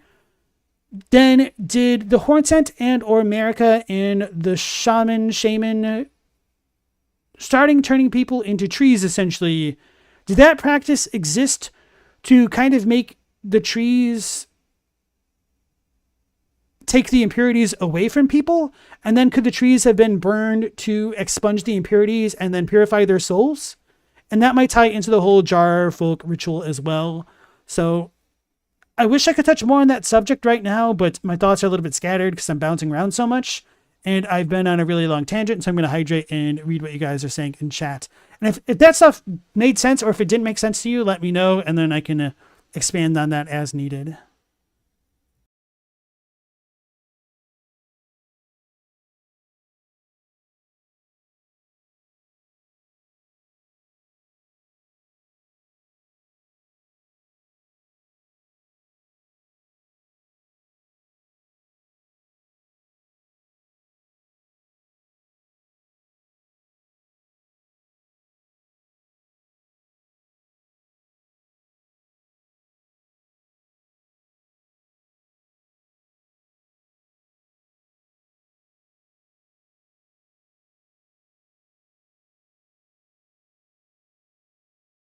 Hey, Crunchy, nice to see you again. If Rancor spirits are from strong wills to live, what's the difference between Ghost Flame hexes and the Death Rites, which restores FP, versus Gelmir hexes and the Serpent Rites, which restore HP? Sorry if that's confusing. No, I think that's a wonderful question. So I will say that there are some mechanical overlaps to me between the idea of Rancor and what's going on with Rykard. Now, I'm not sure if the reason why Rykard's hexes work the way that it does is because the Rune of Death had been removed at that time, and so he didn't necessarily need true Rancor to get spirits and to torment things, although he certainly did torment things and did a hell of a lot of research into that to kind of keep things alive after death. So why would Rykard's stuff restore HP versus the FP? That's a really interesting question. I would need to think about that more specifically. You could make the argument that some of the HP things could be more snake related because the snake curve greatsword, whatever it's called, it restores HP on hitting foes, and that's always been a bit of a snake consumption type thing. So maybe Rykard's flame consumes everything, and that could tie into it, whereas the Ghost Flame stuff doesn't truly burn everything, and so the Cinders creates Rancor. So, or from the Cinders Rancor arises, they don't necessarily create Rancor because it just kind of can't seem to burn away the dark stuff potentially. So I will need to think about that. I do appreciate that question, and I might forget about this. So if you want to pose it to me in either my Discord or yours at a later point, I would definitely appreciate that. All right, Elden enthusiast, thanks for joining. You have a good night if you're still around. And if you're not around, don't. Mendacia says, what was the evidence people turn into trees again? That's a good question. I wonder if I have a screenshot. I don't think I actually took a screenshot. Maybe they're in the background. Okay, so we have a couple pieces. I like this one. So within the Shaman village, we have America's grandma turning into a tree. We have the Oh Mother gesture, Bonnie tree ladies, shaman thing. Then in Anir Lim itself, You've got a bunch of people turning into trees. Okay, I do have it. Or being incorporated to them somehow. Now, this doesn't really work because if you go into some of the rooms, you'll have tiny trees that have people within them. So it's like, wait, that definitely wasn't a real person put into a tree. So maybe they're absorbing spirits. Then did the tiny bone-sized trees just absorb baby spirits? It's kind of messed up to think about. So I don't really take it too seriously, but there's that to consider as well. Then you also have more abstract examples like Mikola and Melania being related to plants with Saint Trina, and then Melania herself budding and blooming, if you want to consider those.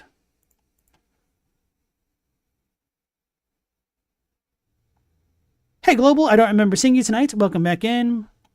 Oh no, I lost it. Think about how Mariko's locked in the Erdtree as punishment.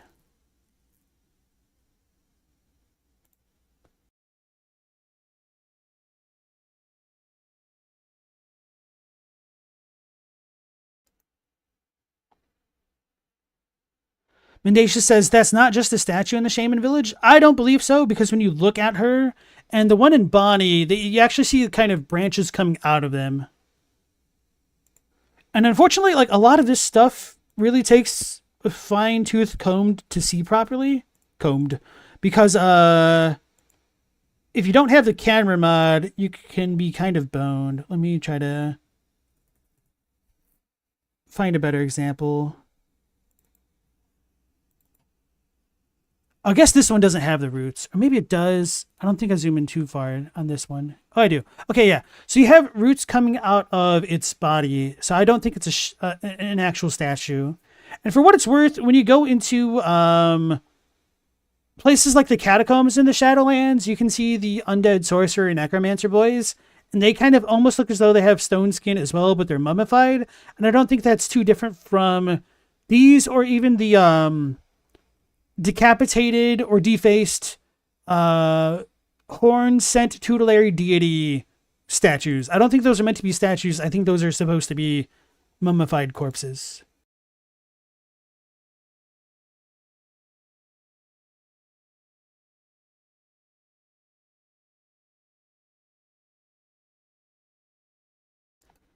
True connoisseur, you're going to have to look for the tiny near limb trees. So if you go into like the first room of a near limb by the first side of grace, not the one that teleports you in, but the one where you would have to walk through the thorns that Mikola was cut off from, then it's to the right of the little walkway where you've got the big fat dudes and the smaller horn scent.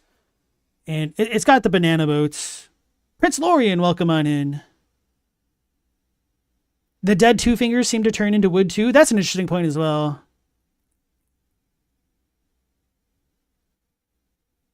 Kyle said the grandma growing into the tree makes you wonder if Marika literally grew into the Erdtree. I think that's a possibility, unironically. You think she could have taken Grace from the Great Tree and turned it into the Shadow Tree and herself into the Erdtree? Potentially, yes.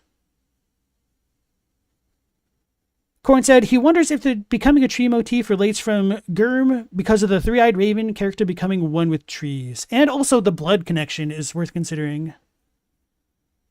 Because Mikola also watered his tree with blood, the three-eyed raven, and like those, what were they called? Weirdwood trees? They're made weirwood. They are watered with blood of people and they kind of gain their memories, I guess. So there is a lot of thematic overlaps between that. Hey guys, N. It's me trying to make a new post-it note because I can't click this and then just create a post-it note on top of it. And that's the shortcut key for it. Jay says, holy crap, it's been almost a year since Shadow the Erdtree, your word. No, that just came out last week, bro. It's not been that long. Time keeps on ticking into the future. Okay, so now that that section's done, let's go ahead and talk about when is the Shadow of the Erdtree, because if you all remember, this section was what is the Shadow of the Erdtree. So now we get to talk about when. So there is going to be a little bit of redundancy here because we talked a lot about the timeline to begin with and to set some things up. But you'll see why this is kind of important, hopefully, as we proceed. So I do have this section kind of sectioned off even further into 3 points, essentially. So we have before Godfrey's age begins, and then after the Carians are born, as kind of the minimum and maximum thresholds for events occurring on the timeline in relation to the so-called shadow of the Erdtree. I was supposed to highlight shadow of the Erdtree. So, all right. Before Godfrey's age, we should ask whether or not the shadow tree predates the Erdtree, and it doesn't really seem as though that should be the case because the shadow tree stuff itself uses the ancient Erdtree sigil according to Land of Shadow. So if you cast the Land of Shadow incantation, you'll get the ancient Erdtree sigil. But to be fair, if the shadow tree actually predates the Erdtree, it's not completely different to how the Crucible incantations also use the ancient Erdtree sigil, which is kind of annoying, but yeah, this isn't actually that contradictory of an idea. So,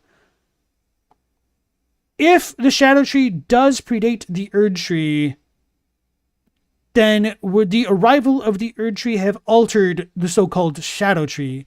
In other words, if the Shadow Tree was something like the Crucible, would the Crucible's vital energies being absorbed into the Erdtree alter the Crucible into becoming the Shadow Tree? So then, in other words, was the prior tree, if such a tree did exist, made into the Erdtree shadow? Is kind of one question I have about when was the shadow the Erdtree. So this is just one series of possibilities, and I personally don't like this reading very much unless you're going with the whole the shadow is the Crucible becoming that. So it's kind of messy how things can get framed sometimes. So I apologize if this is confusing at times, but yeah, that's just kind of how it is working with the lore from Soft Games, unfortunately. So I think the most common / most natural way to read things would be that the Shadow Tree was literally born with the Erdtree if you take Letta's dialogue in the story trailer to be accurate. So that's pretty self-explanatory. And now, if the actual Shadow Tree itself was also born with the Erdtree, that doesn't necessarily mean that both couldn't have come from an older tree, an older singular tree that got transformed into two trees, which I feel like functionally really isn't that different from this. It's just kind of a shift in perspective. So I apologize that this is kind of literally the same thing said two different ways. So in other words, was the great tree split into two, into the Shadow Tree and the Erdtree? So that's one way to think about that. Now, the other possibility would be whether or not two trees were born from scratch. So in other words, did the Tree of Gold, aka the Erdtree, and the Tree of Shadow come into being at the same time, and they're unrelated to any trees which may or may not have existed beforehand? So even if this were the case, then the Crucible energy was still probably used to create them, because the Crucible energy is within the Erdtree. And to me, that also raises a lot of questions of then why is the Crucible felt more strongly within the Shadow Tree?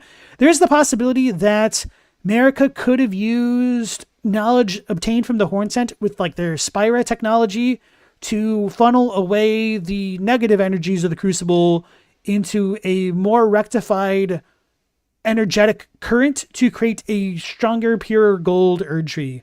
I say purer, but one that's still probably alloyed, so to speak. And then maybe Mikula takes that idea further. Who knows? That's just super huge speculation, so enjoy it, I guess.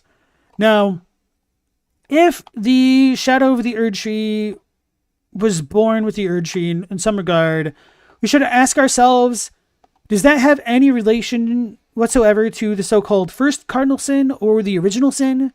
Is there a difference between the two? I don't really know. We're told that Mesmer was sealed away with the original sin, and we could ask ourselves if that original sin was burning a prior tree to create the Erdtree, or if it's just a kind of a vague, ambiguous betrayal that we're left to guess for ourselves. So that's pretty straightforward. Now, going back to the whole topic of first cardinal sin, if you want to go that route, you do have some timeline considerations to consider, surprisingly enough, in that if the first cardinal sin occurred when the Erdtree was born, that's fine, but then you'll have to talk about how that tree was burned. Wouldn't it have been burned when it was a baby tree, or was another tree born to create it, etc.? Then if you think that the first cardinal sin is supposed to have some link to Melina, then it might be worth considering that if Ranni knew Melina, then Melina should have been burned after the Carians are born, because Ranni seems as though she doesn't have a way to contact Melina. Me speak to Melina. Can you put her on the line?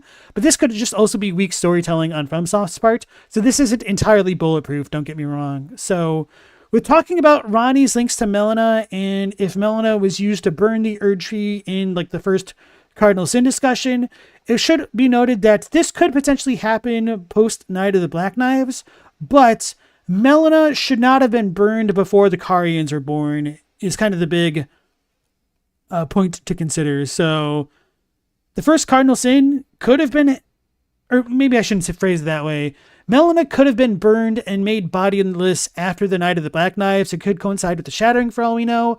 I don't think that's the most natural reading. So then the question becomes, if Melina is linked to burning the Erdtree at some point, when did that happen? It'd probably be either when Radagon ascended or the Shattering, because it doesn't seem as though burning the Erdtree should have just been forgotten. But I mean, it kind of is forgotten. And the way that only makes sense to me is if it was kind of a swept under the rug from the top going down, which would suggest Radagon / America involvement to me. So another thing is whether or not one considers the first cardinal sin to be more of a prophetic future rather than something that's happened in the past. I don't think this is the most likely reading, but I could see why somebody would argue that the Erdtree might not have been burned in the past, despite the ash in Leyndell, I guess. So that's another thing to consider, whether or not the ash we find in Leyndell has any bearing at all to the Shadow Tree, and then why we don't have any ashes in the Skidoo lands if a prior tree was burned as well. So those are some big thoughts to consider. Hey, Rocky, nice to see you again. And Pigsy, welcome back in.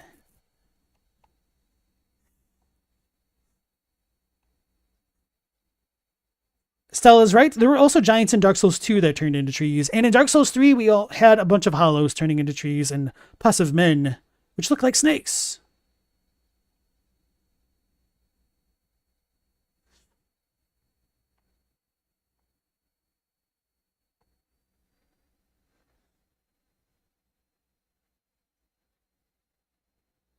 I appreciate that, Rocky.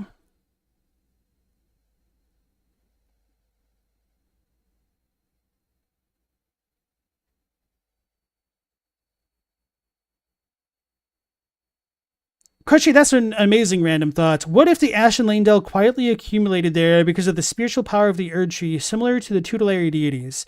I quite like that, although I guess my reading of the tutelary deities doesn't work super well with that idea.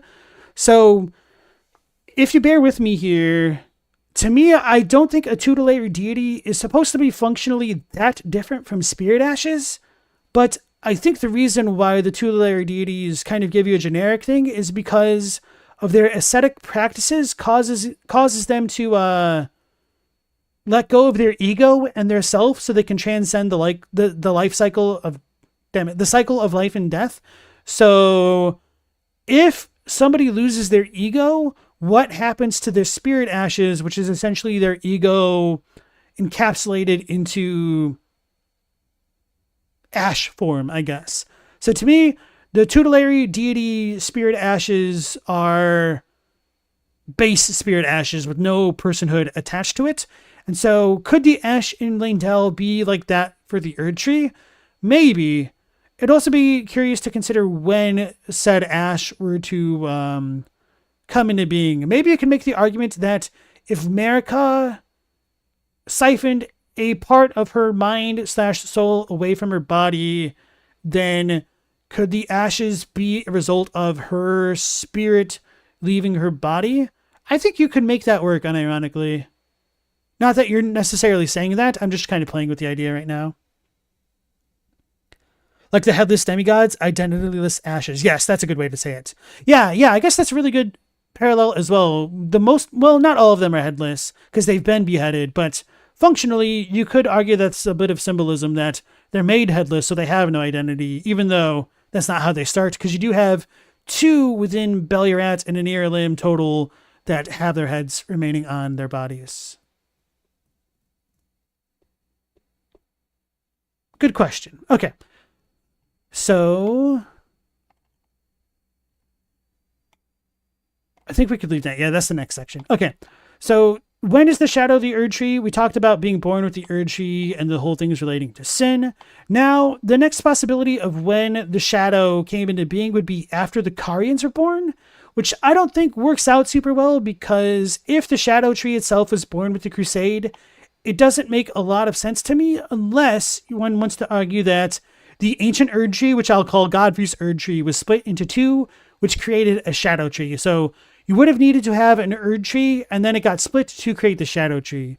So this could potentially contradict the idea of gold and shadow being born together, unless the current Erdtree came after the Carians. So if Godfrey had an Erdtree, then Radagon did something to create his version of an Erdtree, which would go on to create both gold and shadow. This idea wouldn't work. So it feels a little bit counterintuitive that Godfrey would have had a golden tree, and then Radagon created another golden tree that also created a shadow tree, unless he was doing something to remove the shadow from the original gold tree. So I don't know. Anyway, we also have the fact that it seems as though the shadow tree was already present in the burning of Beliarat, but to be fair, the shadow tree could have been sprouted right before the Crusade kicked off and just kind of like magically grew to the size it was that we see it in the story trailer. And somebody might want to argue that since these cinematics technically aren't in the game, they might not be canon. So that'll be worth consideration as well. And the whole thing about gold and shadow being born together also does have a bit of contradiction, because as far as we know, gold should already exist in the form of lightning and gravelstone scales. So like I said earlier, the whole Leda dialogue doesn't seem to be the most reliable piece of information to begin with. So this is why I don't have it as like a full-on read. But it is also worth considering why Mesmer soldiers have shadow tree sigils if the shadow tree didn't exist. And to me, this implies that the shadow tree should have already existed in some form, although we never see that the Mesmer soldiers were blessed directly by the shadow tree. We're only told of things after the points of the Crusade, essentially, and the blessed bone shards. Those are blessed by the shadow tree after death, and that could have potentially began happening after after the Crusade. But another thing worth considering with all of this is that all of the shadow tree stuff uses the ancient Erdtree sigil, not Erdtree worship or Golden Order fundamentalism, which suggests to me that this should be ancient and before Erdtree worship. So that's why I don't think that the shadow tree could have really been born with the Crusade in the most straightforward sense of the phrasing there. So there is the possibility that the shadow tree itself could have been born in the transition between the ancient Erdtree era and then the Erdtree worship era. Although I don't really think that works, because Radagon uses Barrier of Gold before R'hllana and the Carians are born. Well, maybe not before R'hllana was born, but before R'hllana joins him and the Carians are born. So yeah, I just don't think this one works out as well as I'd like, despite everything. Pixie said, is that why we can duplicate remembrances? Because as demigods, they should have them, but they have lost their identities, so the reemergence is generic and can be molded. That's kind of what I view the headless demigods as. They're soulless, so they don't really have impressions on their gold. And so we take the impression of what gets carved into the trunk of an Erdtree, and then we take somebody else's gold and we put it into the mold of that shape to get a duplicate remembrance. That might not be how things actually work, but that is kind of my headcanon on that idea.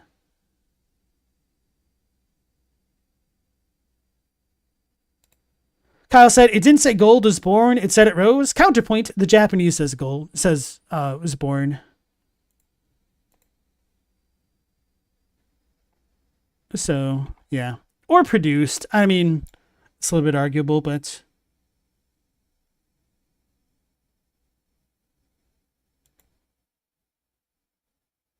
Wait, no, it does say born. An affair from which gold arose, and so too was shadow born. If you look at the so too a little bit literally, the implication is that the gold would have been born then. But as far as the Japanese is concerned, it uses the same verb, umare, for birth or production.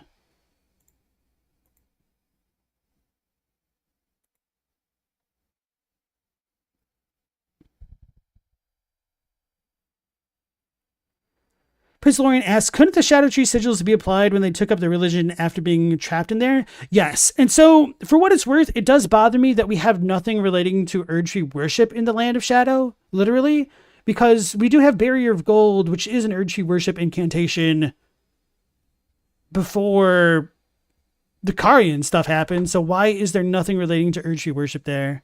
It's kind of strange. But to be fair, we also have, what's it called? Wrath of Gold and Wrath from Afar. They also use the ancient Erdtree sigil, and those are both post-shattering discoveries. So it's not completely unprecedented for things like that to happen.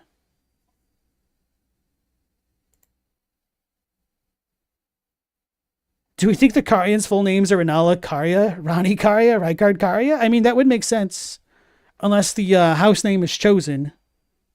There you go. Come on. Come on.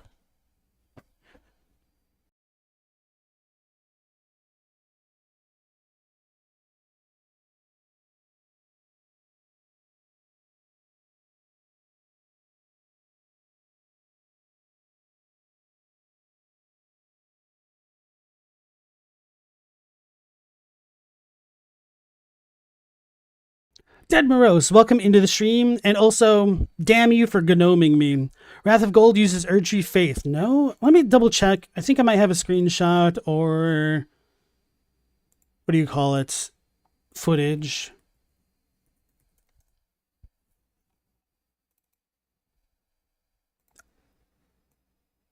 Oh no, this is Erdtree Faith. Okay, so Wrath from Afar is the one that doesn't make sense, and it uses Ancient Erdtree.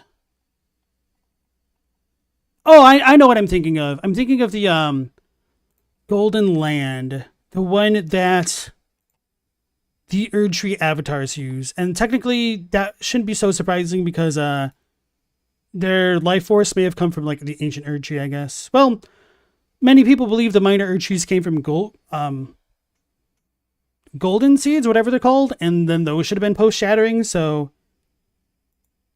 that could be a little bit convoluted and up to interpretation. And thank you, Dead Morose. I appreciate that.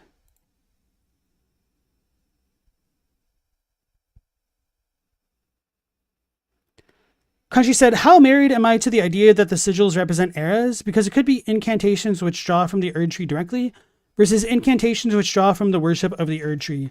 So that's a really good question, and I think it's a little bit complicated. The way that I look at the eras thing is that if something is being used in a group, it kind of represents a shift in ideologies per se. So to me, I don't think it makes any sense that you would have Erdtree worship sigils appear in the time of the war against the fire giants, if that makes any sense. And so I definitely agree that it seems as though that the sigils are drawing on powers that the ideas are coming from, and they're not necessarily physically connected. Damn it, that's a terrible way to phrase this. Let me think of how to speak about it.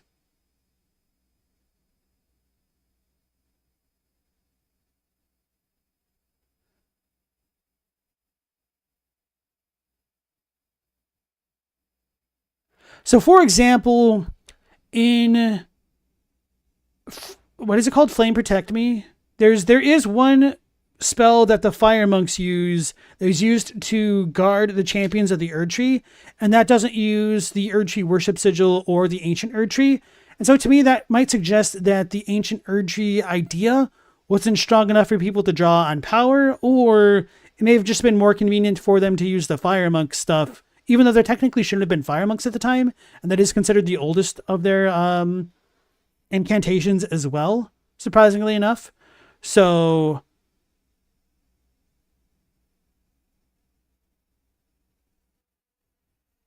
for example, if the Erdtree came into being and it's using Crucible incantations, aspect of Crucible and what's it called? Not Golden Will. That's like the 1.0 description. Elden Stars. If it's using Elden Stars and that's the oldest incantation deriving from the Erdtree's source or power, whatever it's called, and it's kind of construed as being more ancient than the Crucible stuff, even though it said it's coming from the Erdtree, I think there's definitely a lot of room to work around with that. And so it doesn't surprise me that an incantation pertaining to the ancient Erdtree can be discovered post-shattering. Sorry, that's a little bit convoluted. Hopefully that answered your question. Pigsy says, they seem sort of like sects of a church, which were created and favored at a different time, but could coexist at the same time. So yeah, in other words, to make some crude examples, ancient Erdtree incantations are good old Catholicism or Greek Orthodoxy or the Ethiopian thing, and Erdtree worships are Protestants. And then evangelicals are, what do you call it? The Mikola stuff. Unalloyed, the Halig Tree, I guess. Or Golden Order fundamentalism. That's what it is.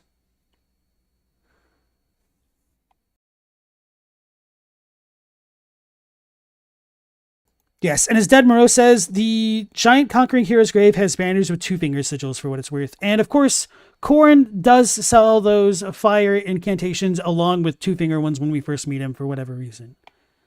All right, so we talked about many of those timeline considerations. Now, when discussing the when of the Shadow of the Erdtree and the what of the Shadow of the Erdtree, I think it's important to ask ourselves about what I will refer to as the Radagon problem.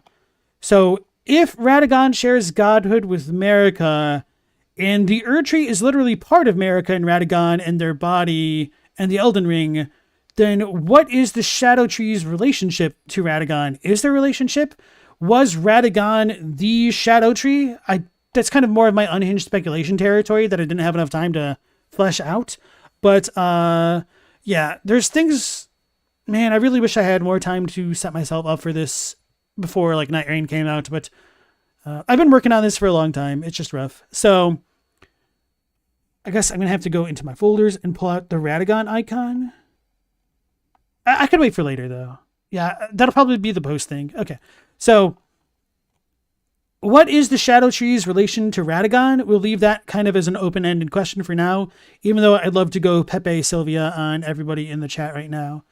So if the Crusade happened in the post-Karian birth time frame, where the heck is Radagon during the Crusade? Why does he literally have no mentions in this entire DLC other than Radafruit?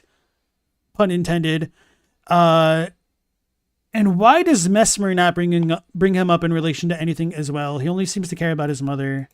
Which, I mean, if Radagon is his mother, is Radagon even really a thing? Is Radagon always a front? But if that were the case, then what exactly is going on with Radagon and Marika again? So, one question I have in relation to the so-called Radagon problem is, was the Crusade a cover for Radagon to use the Gate of Divinity to become unified with Marika and ascend to Elden Lord? And not that we really have the best of parallels between Miquella and Radahn. If Radahn is supposed to become Miquella's lord, then it seems as though it should make some modicum of sense that Radagon would have to become lord, maybe a similar way, but I also don't like that idea because Ranni's situation completely contradicts all of this, that if Ranni can become a god without needing a lord the same way that Miquella does, and if we can become an Elden Lord to Marika just by sitting on some stupid chair and lifting a stupid stone head onto a body, then it seems awfully convoluted what Miquella did, but that doesn't mean it was wrong or anything. And so maybe Radagon also sat on a chair and then lifted his own decapitated head back onto his body. I don't know. I'm being a little bit facetious here, but I think that's still kind of illustrative of some of the Radagon problems that arise. Rocky, how would all of this relate to the Sun Kingdom? Honestly, we don't know. We do have things like the Shadows, what's it called? The Shadow Tree Avatar being a sunflower, which might be relevant, but that's kind of so beyond the topic that it would take so much more setting up that I just kind of elected to ignore it, unfortunately. So, going back to the whole thing with the Shadow Tree, we have the impenetrable thorns, which are described as stemming from the Shadow Tree. I'm probably misphrasing that, but functionally that's what it's suggesting. If the impenetrable thorns are related to the Shadow Tree, and Radagon uses the impenetrable thorns to prevent access to the Erdtree, then were the impenetrable thorns originally a Radagon ability? Were they a Marika ability? Were they just channeling the power of the Shadow Tree, and then did that get messed up with shattering, or what is going on with that? And so if the impenetrable thorns are a Shadow Tree ability, what does that say about the impaled fire giants on the mountaintops of the giants? Are those thorn thingies that they're impaled with related to the Shadow Tree? Are they not? Was that, okay, Shadow Tree's doing? Then if so, if those impaled giants were impaled by the Shadow Tree and its powers, then that could imply that the Shadow Tree is pretty old and maybe older than we expect. And if that's the case, that might tie into the whole Shadow Tree being a potential great tree or a crucible tree related idea there.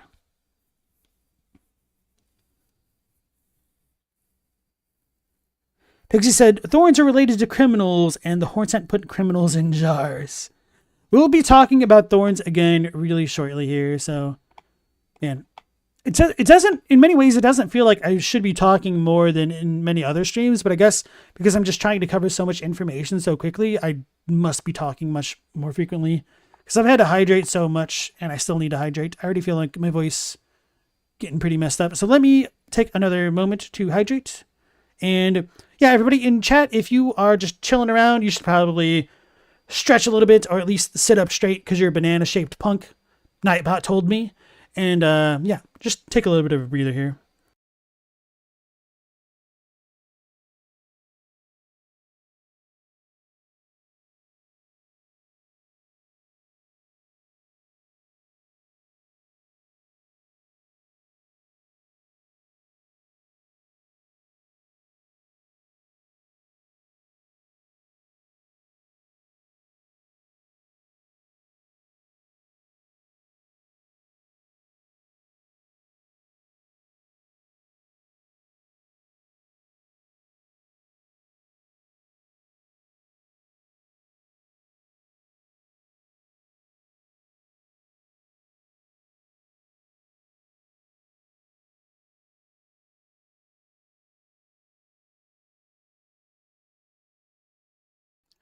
All right, so I'm hydrated a little bit more. Yeah, I already can tell with the quality of my voice. All right, so next we're going to go into some truly unhinged speculation, everybody. So prepare to strap in.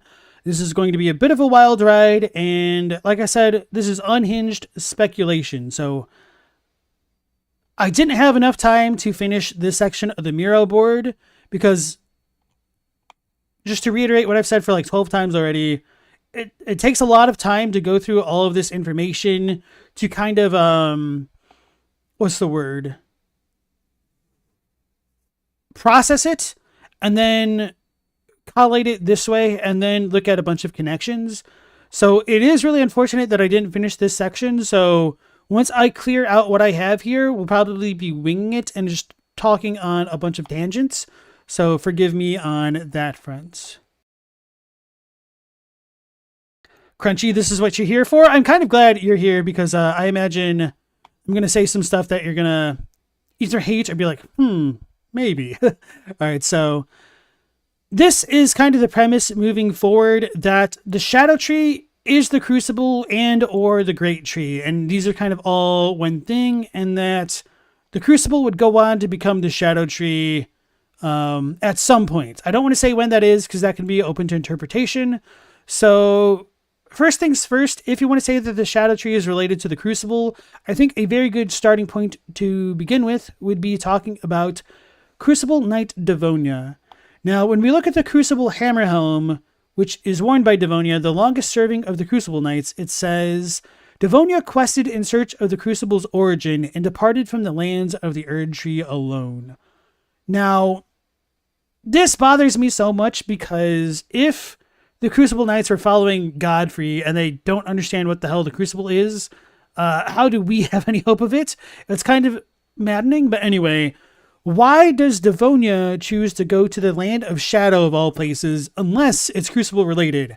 Now, when we go to the Land of Shadow, we obviously have the Shadow Tree there. So then does that therefore imply that there is a connection between the Land of Shadow and the Shadow Tree specifically to the Crucible? And if so, why is there more of a connection between that land and the Crucible than the lands between? I brought that up a little bit earlier, but for what it's worth, when we look at the Crucible Tree Helm, we're told that the Great Tree ornamentation is the Knight Siluria's mark, displayed also by her men. Now, many of you may know me as a Great Tree denier of the highest order, and I will, accept that that is definitely a hill that I was fighting on, not necessarily dying on, before Shadow of the Erdtree came out.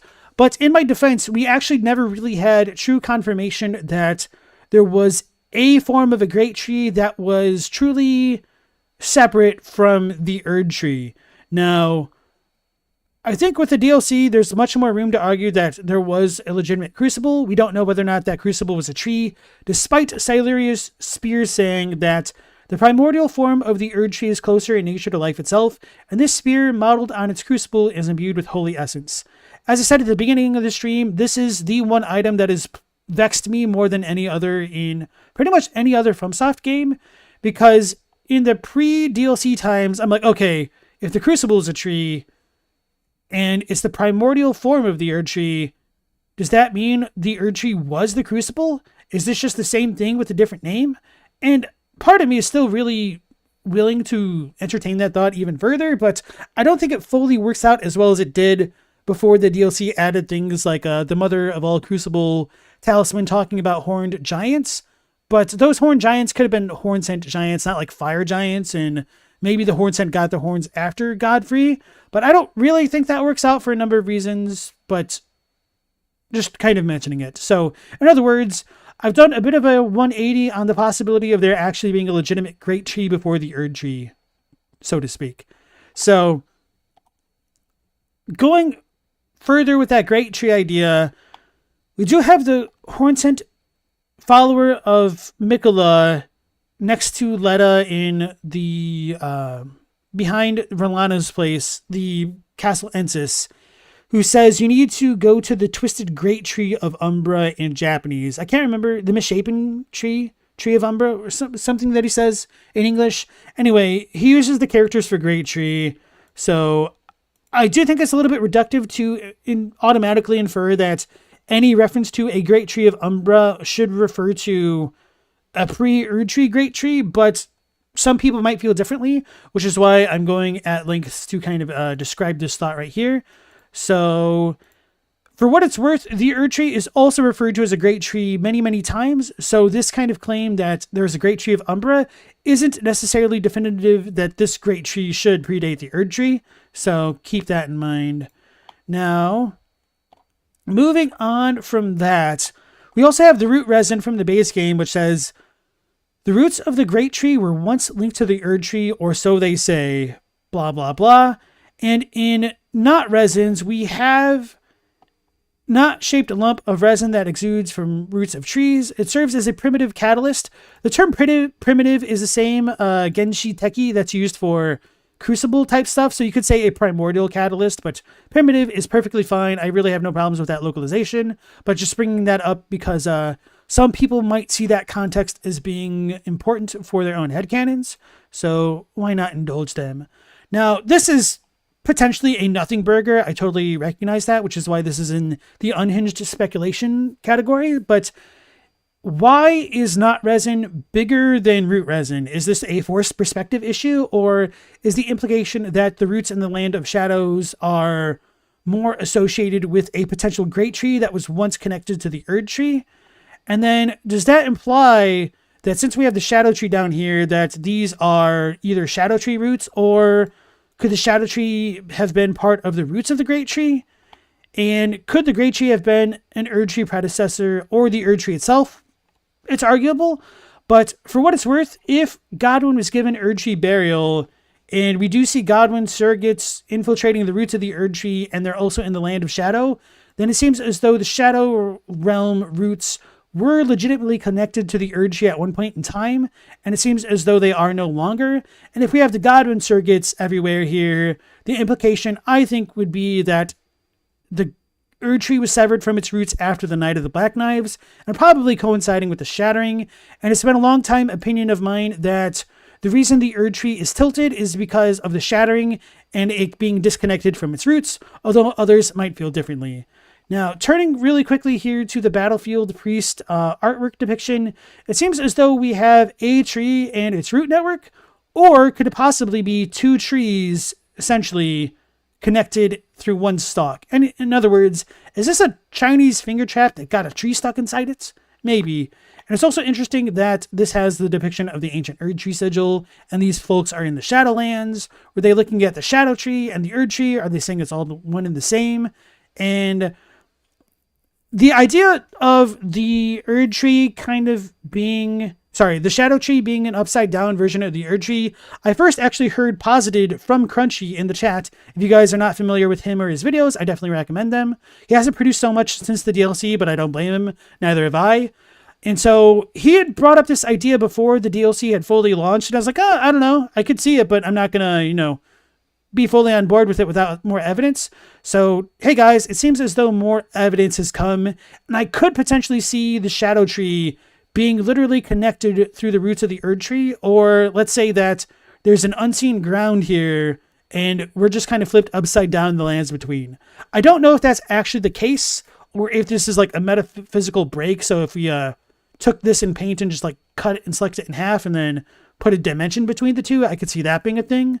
So that's kind of a really big Pepe Sylvia idea that I wanted to share with you guys about the potentiality of the Shadow Tree being the Crucible, or the Crucible being the Great Tree, which would then go on to become the Shadow Tree with Marika and her meddling, if that makes sense.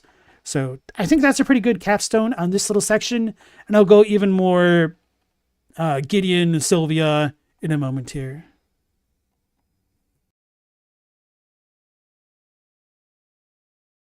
Pixie, should you hold your questions till the end? You don't have to, but I might not get to them till the end.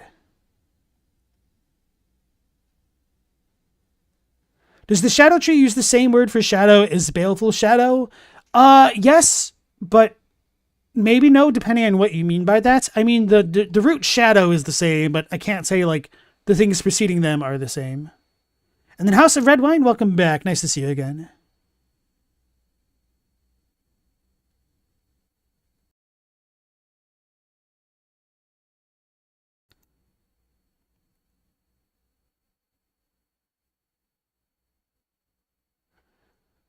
Pixie says, there's a story trailer for the base game that shows the riders on the Night of the Black Knives, and the Erdtree is already tilted. Let's check that one out, because I think there's a bit of a time gap between what you're talking about.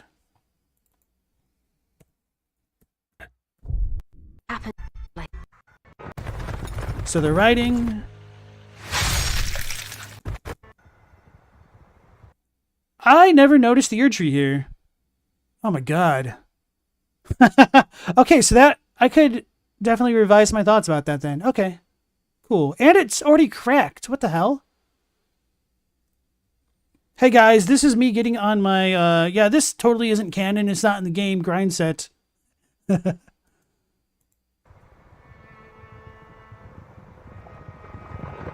That's wild.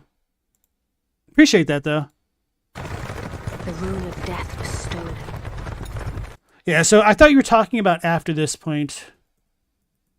I'm like, oh, well, this is obviously after the shattering right here. It was literally just chilling there in the background this entire time. Okay, cool. Duly noted. Thank you, sir. Hey, Billy Deerhead. Nice to see you again.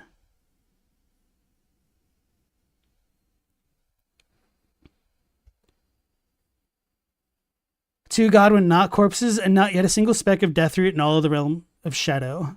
So that's why I do think that the shadow tree could potentially be related to destined death, but that is also a big speculation.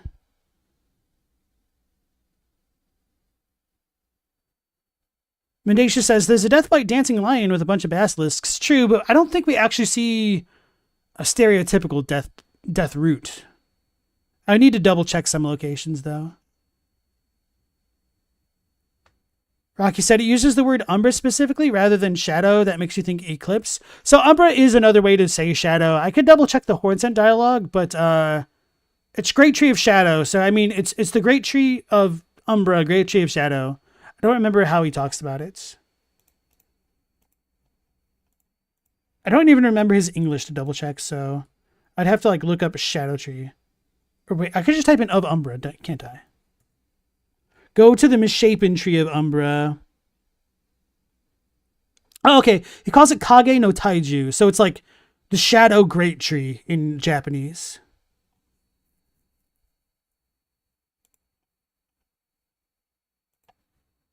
Hey, Meow Laser, nice to see you again. Crunchy said, how come the ceiling tree doesn't cause a golden version of a near limb to appear in the lands between? Maybe because it's a smaller version, so it'd be like containing a rectangle within another rectangle, I guess. So let's say Devonia is the land of shadow, and this is the ceiling tree. We get rid of the ceiling tree, and it's still the land of shadow until the shadow tree goes away. Now it's in the lands between. Maybe. I don't know if that works.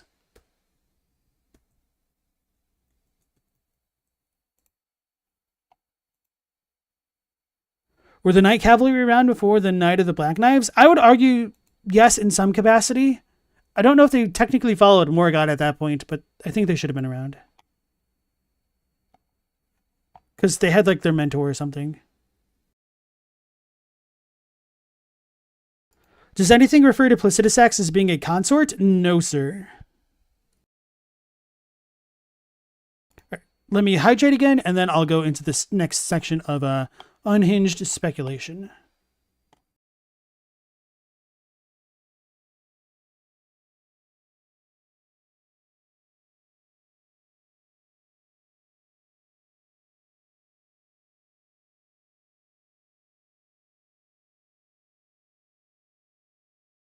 All right, so still going based off the premise that the Great Tree was the Crucible, which went on to become the Shadow Tree as we know it. And talking about the Crucible Knights and Devonia and Siluria, if Siluria has a tree and that's supposed to depict the Crucible, then is the rest of Siluria's armor significant as well? Wait a second.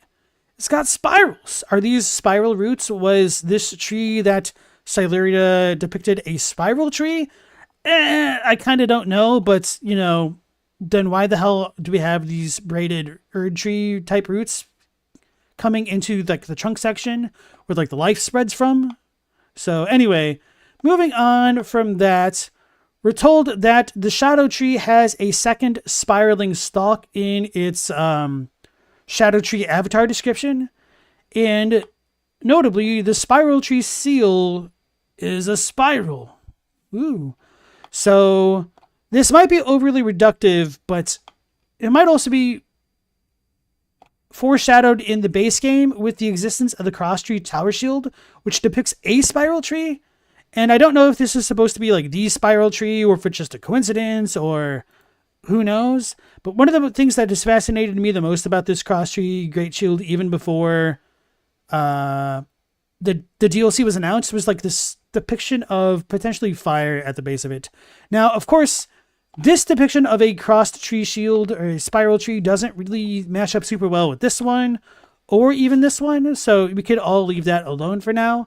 So anyway, moving on from that if you guys think the premise of the spiral tree being related to the shadow tree is acceptable, it's potentially worth exploring the idea of the shadow tree's gold originally being the crucible's gold. So we've brought up Land of Shadow a couple times already. This incantation channels the force of the shadow tree's power, and its gold is accompanied by shadow. Now, we don't know if the current form of the shadow within the shadow tree was how it was in the Crucible times. Maybe this is where the red came from. I don't really know. We talked about the possibilities of dark notions and life and things like that. So this doesn't really tell us too much to begin with. But if we start looking at other things relating to the shadow tree and the spiral tree, we might start getting some more interesting thoughts arising as a consequence of that.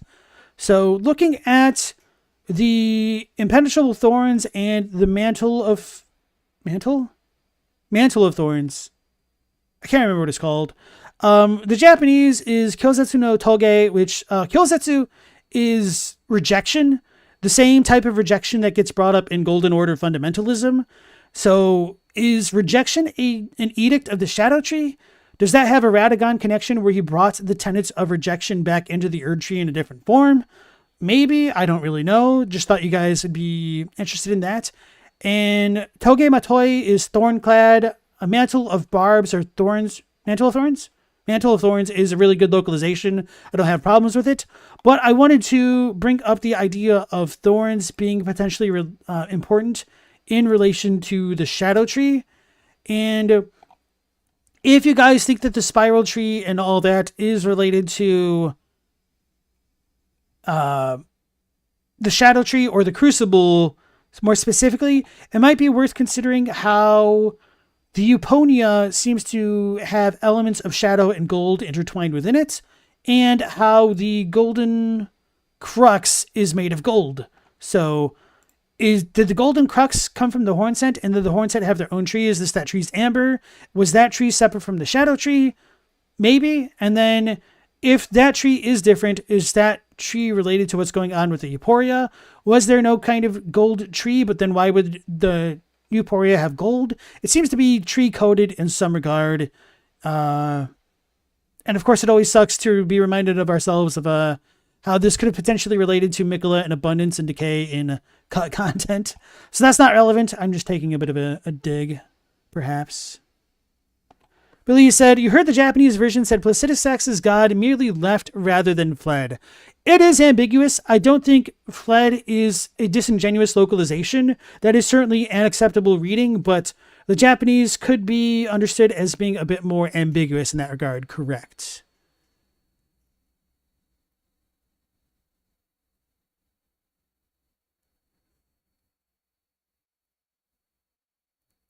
Gigantosaurus, you missed a lot. I am not sure when you left, but probably. There's so much to cover. Okay. So going back to the idea of the shadow tree and thorns, it's potentially worth looking at how, if we want to say that there's a spiral tree connection between the shadow tree, because it has two stalks, and a spiral tree having two stalks in general is important, then we have the Hornsent's spiral tree incantations creating golden barbed arc sorceries, which are faith-based. So that'll become more relevant potentially later on. I don't have enough time to fully flesh this out before stream, so I might need to hit on the sin and guilt angle eventually, but not right this moment. So I wanted to talk about the barbs, because when you see this in English, barb is technically a different word than thorn, which can make it sound a little bit more disambiguated, but I guess they do use a different form of thorn as well. Anyway, these are called like sakatoge, I guess, like reversed thorns. So they're inverted. I don't entirely know what that means, functionally speaking, or isn't this just curved? I don't think so. I know Saka comes up in some weird contexts. I don't remember if it's anything related to a FromSoft game. I know there's Rurouni Kenshin, but I'm trying to... I think there was something in FromSoft. that I can't remember off the top of my head.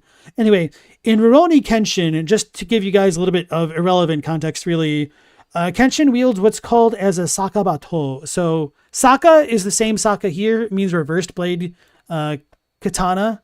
So these are an inverted thorn. So if golden barbed sorceries are inverted, then what would happen if you inverted a tree that they came from?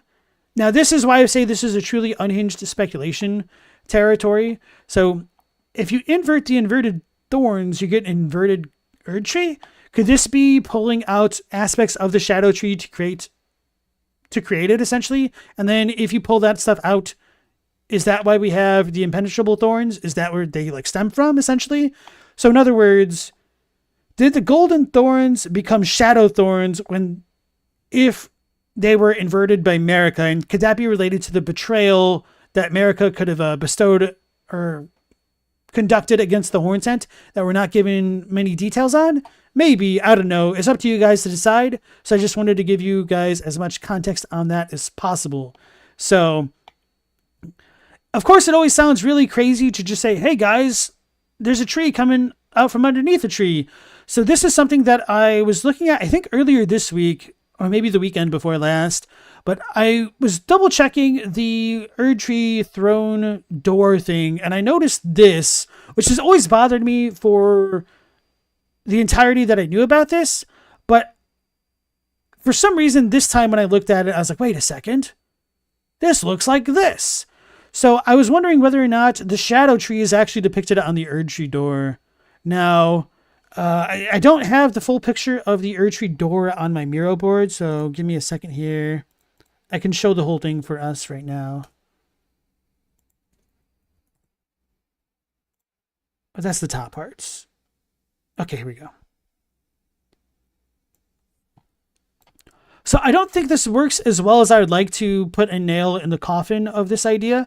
So we have the Elden ring, and then presumably the Erdtree, plus this really weird stump coming out of the top of it, going into a round meteoric amber egg looking like thing, and into what might go on to be the shadow tree depiction on the Mesmer soldier helmets and armor and stuff. So what's going on here? I don't know. And if you guys don't like the helmet of these dudes, let me pull up something else. I have too many folders open.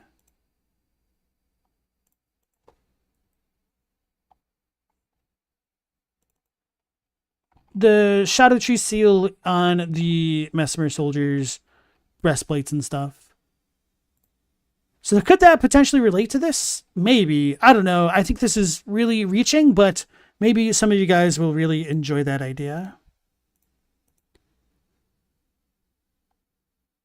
Inverted scales, lampreys, maybe sharp gravelstone.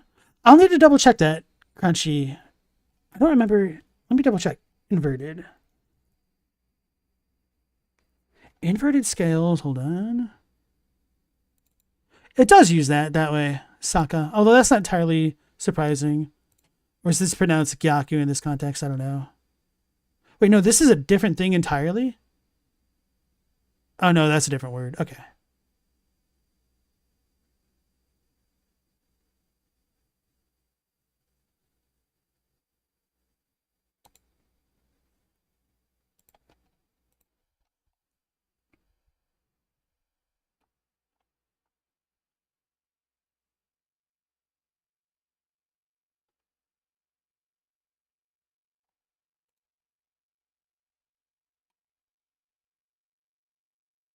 Mao, you think the thorns are an Erdtree in general thing? I think that's a possibility as well.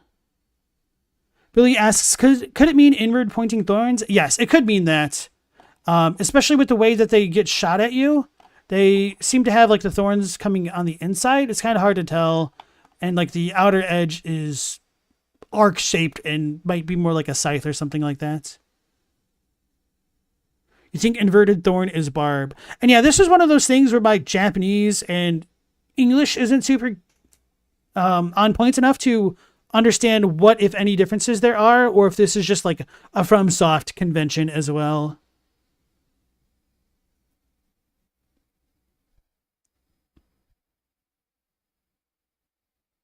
inverted hawk shields. Fair.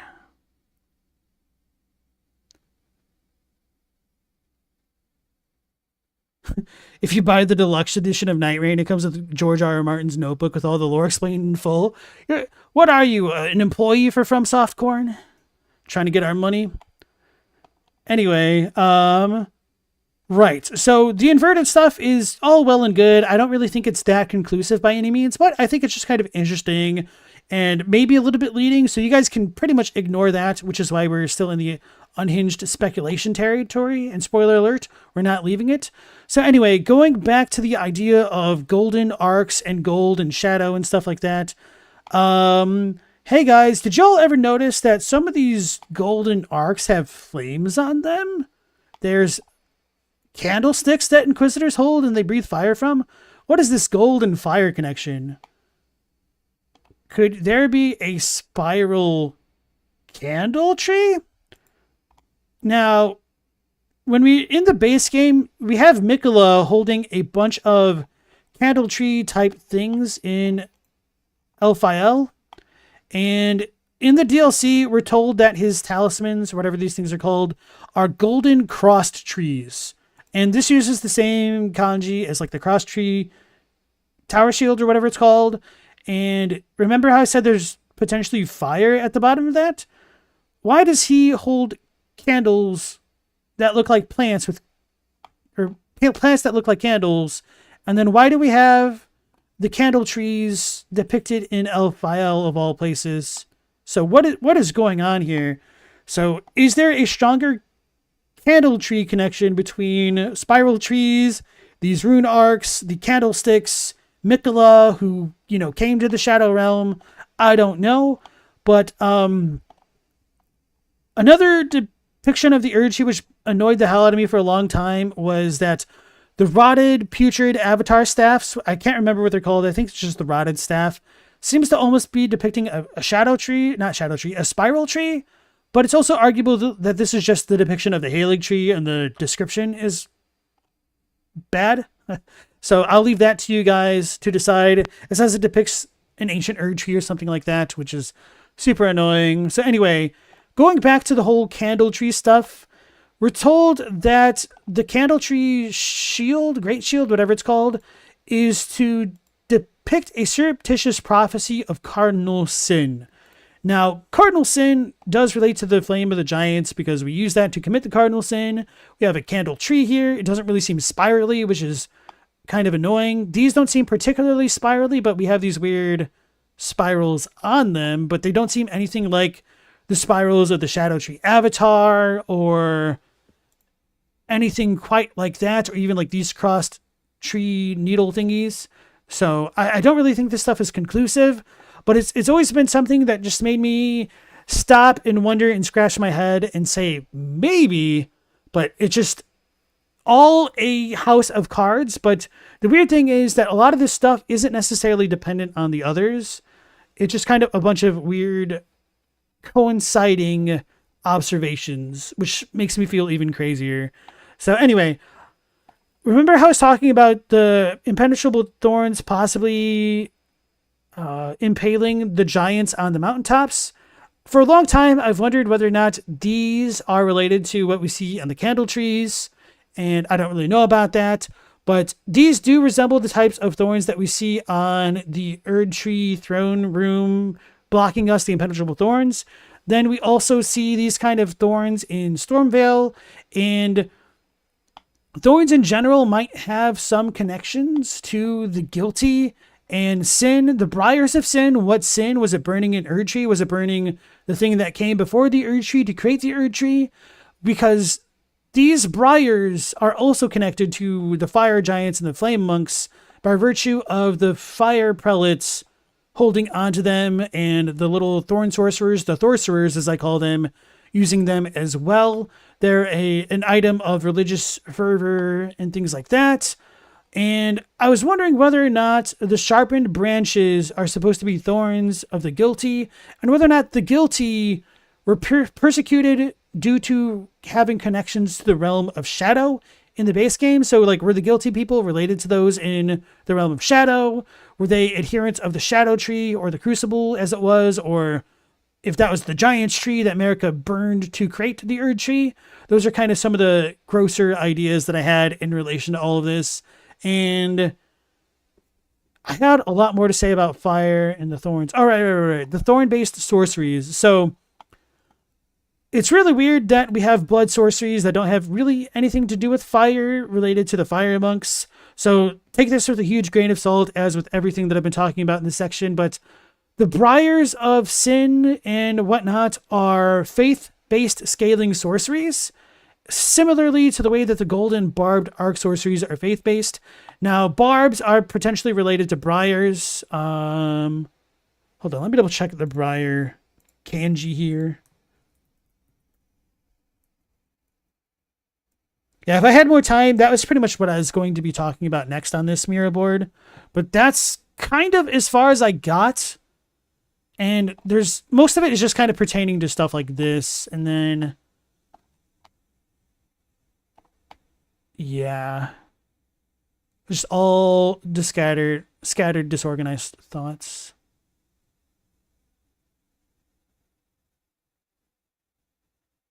Hold on, let me double check this.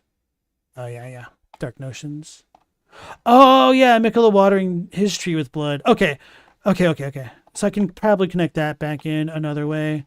So if you move the fire components, we're left with blood and trees and thorns. Does that potentially relate to the guilty and Mikola watering the Halig tree with his blood? I don't entirely know. But yeah, there's just a lot of these weird kind of one-off connections that ties into something else in a one-off kind of way that connects into another thing. So it's like a love triangle repeating across the lore of the FromSoft DLC and base game. So yeah, that's a heck of a lot of my unhinged speculation. And I'm sure I'm forgetting a bunch of stuff, but I think that's a lot of the main points that I wanted to talk about. And of course, I didn't really get to flesh this out as well as I would have liked. So hopefully that stuff helped spur on some of the creative juices flowing in your guys' minds. And hopefully a lot of that made sense. So if you guys have questions, go ahead, let them rip. I'm going to go ahead and hydrate and read what you guys are writing in the chat. And then you can kind of freestyle from here as well.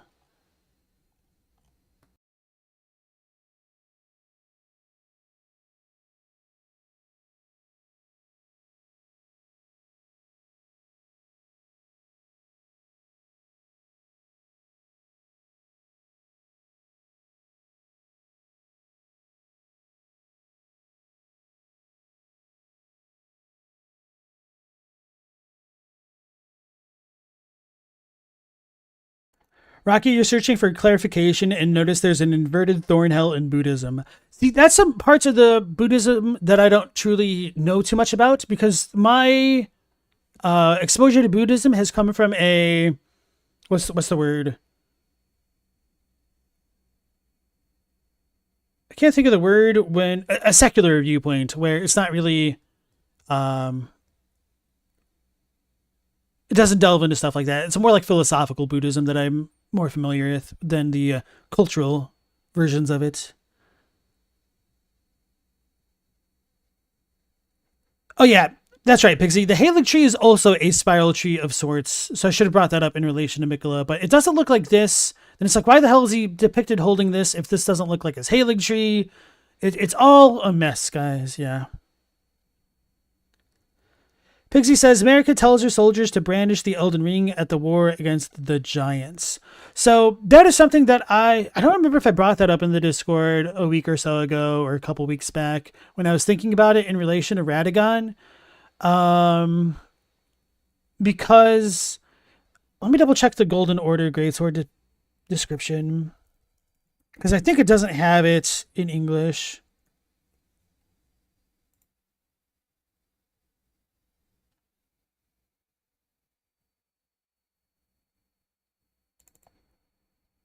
Yeah, okay. So when we look at the Golden Order Great Shield, in English it says, it's a great sword made of light, modeled after the Elden Ring itself, forged by King Consort Radagon to proudly symbolize the tenets of the Golden Order. one of the legendary armaments. So there's a kind of a lot of missing information right here. So it says that Radagon had a great sword of light modeled on the Elden Ring, and I shouldn't go line by line. Anyway, the important bit that's missing is that Radagon brandished the Golden Order fundamentalism.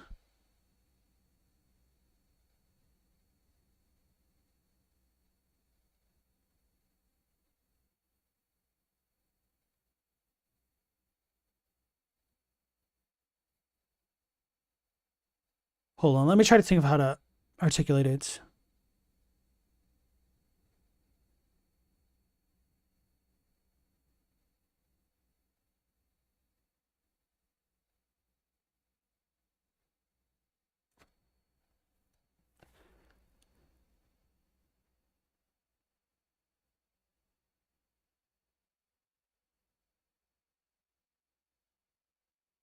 Anyway, yeah, hold on, let me read chat. So anyway, the whole bit about brandishing Golden Order fundamentalism, it uses brandish, which is kind of like, I think brandish is a great localization, but I know this has kind of thrown some people off as far as the English is concerned. I'm not entirely sure why. My interpretation of reading this is kind of always, actually, even before the DLC came out, hold on. Let me try to get the footage.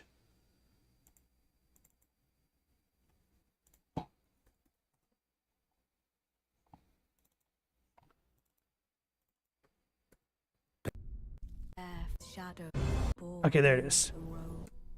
Yeah, even before the DLC came out, this is kind of what I always envisioned brandishing the Elden Ring was like. I don't know why. Maybe it's just because of how the verb is in Japanese and in the context that it comes to us in.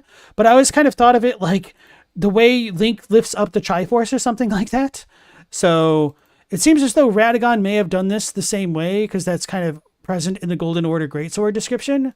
And so Golden Order fundamentalism specifically is what he proffers up, which is kind of important, I guess. But anyway, that's kind of going off on a tangent. Why did I bring that up?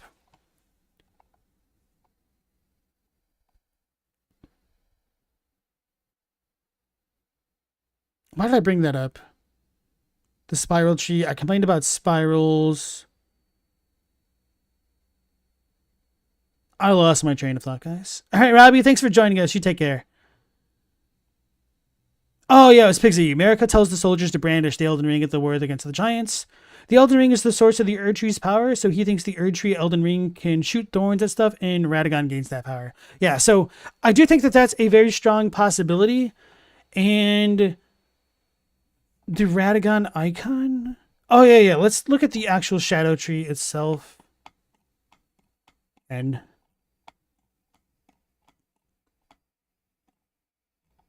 oh, this isn't the best angle for it. So there are angles of the shadow tree, which reminds me of the what I call Crucible statue, and this isn't necessarily related to the Crucible, but I didn't have enough time to put this all in my Miro board.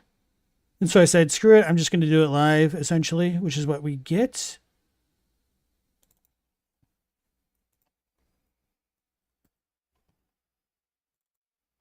So this guy kind of always gave me a little bit of Radagon vibes because of the Radagon icon.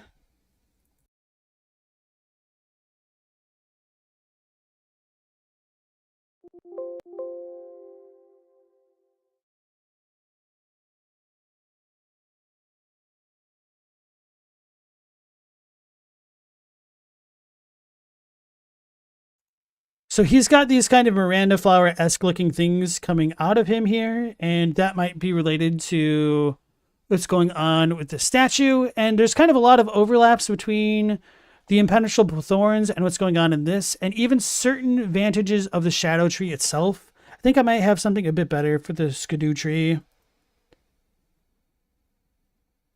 I think this is the one that I'm literally looking at here. Okay, no, well, it's kind of closer. Some of these things, there's one over here, the branches. that looks a lot like that.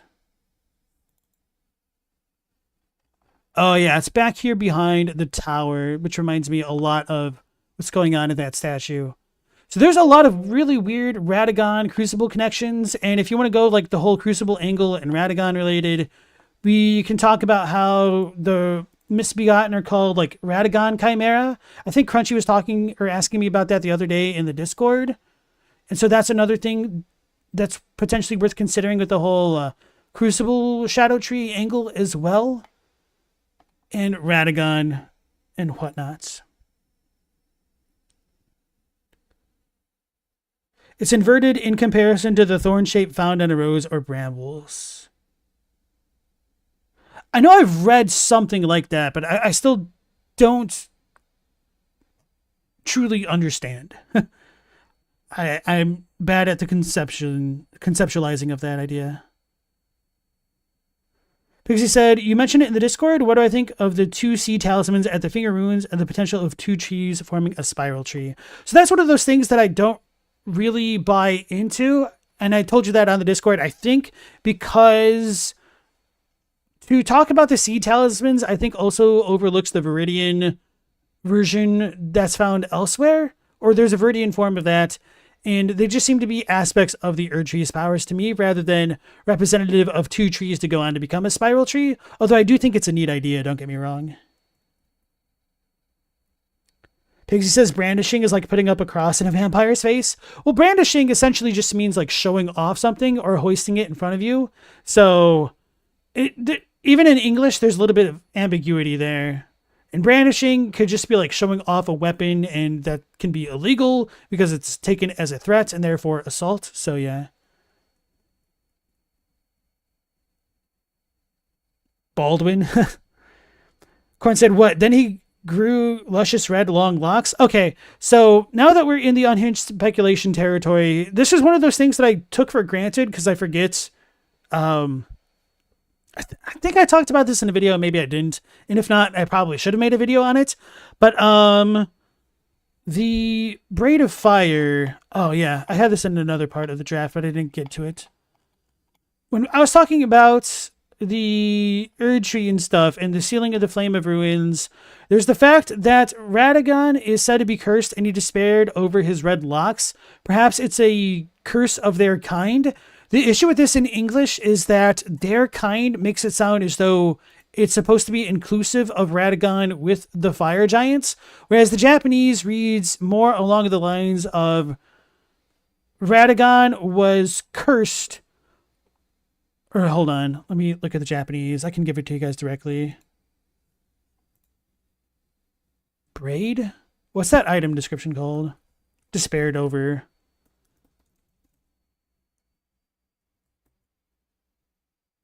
Just despaired. I'll find it eventually. Nope. Locks. Nope. Locks. Despised. Okay. Perhaps that was a curse of their kind. The Japanese is more like, perhaps that was a curse of the giants. So the implication is that before the war against the giants, Radagon might not have had red hair, guys. And now to drive that in home, I don't believe this. I'm just giving you guys ammo. Before the war against the giants, Radagon might not have had red hair, guys. And the giants cursed him, and then he got red hair afterwards. So, in other words, he had blonde hair, Corn. He grew blonde hair that got cursed to be red. Crushy said, if an inverted thorn is like a rune arc, it's a normal thorn like the rune of death?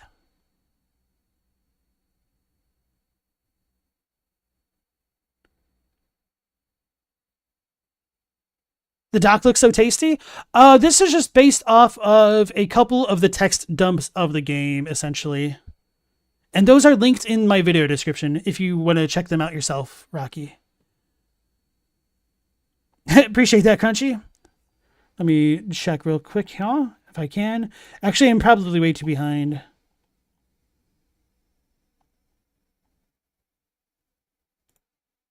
Oh yeah, those are fun. Okay, let's try to copy this.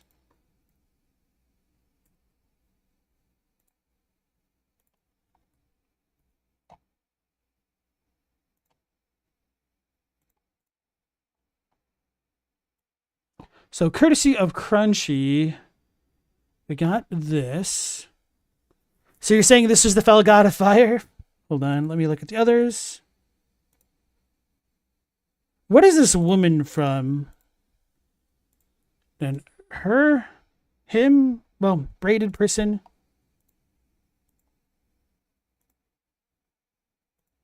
This is super cool. I've never seen this, I don't think. Or maybe I did and just kind of didn't care about it because it's not in the game. It still really bothers me how Kitetails allegedly had Godfrey show up in the Precipice of Anticipation America statue. Where is my Discord? There it is.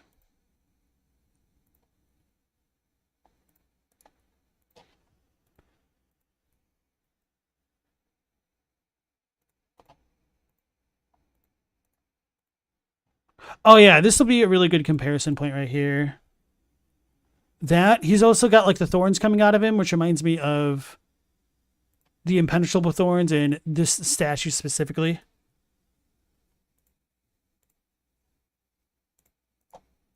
Oh yeah, I didn't even get to bring up those connections. So these dudes have the branch swords there in the grave bird or sacred grave right birds. Okay. So yeah, I kind of want to touch on the Gravebird connection now. It is worth noting that in Anir Lim, as well as Belly Rats and the Gravesite Plains, there are Gravebirds everywhere. And so that should suggest that the Hornsent culture at one time had been using Ghost Flame. And so I do think there's a really good possibility that they could have been using the tree angle to kind of purify themselves from those kind of rancorous thoughts that would keep them cursed in death, because so many of their people were impure and those impurities weren't allowing them to die properly. And that was just kind of bad for them in general, as evidenced by curse blades and lamenters and things like that.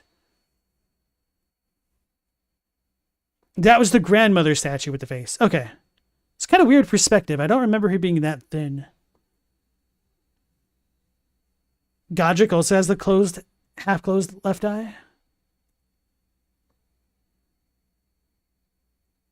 Huh. Yeah, you're kind of right. Yeah, I can see that. That's right, guys. Godric grafted the fell god.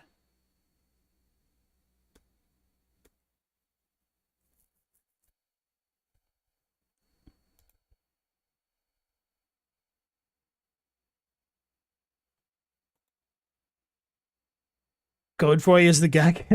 If you say so, buddy. Oh yeah, thank you so much for those pictures, Crunchy. All right, so I think that covers a lot of the ground that I wanted to talk about with this topic.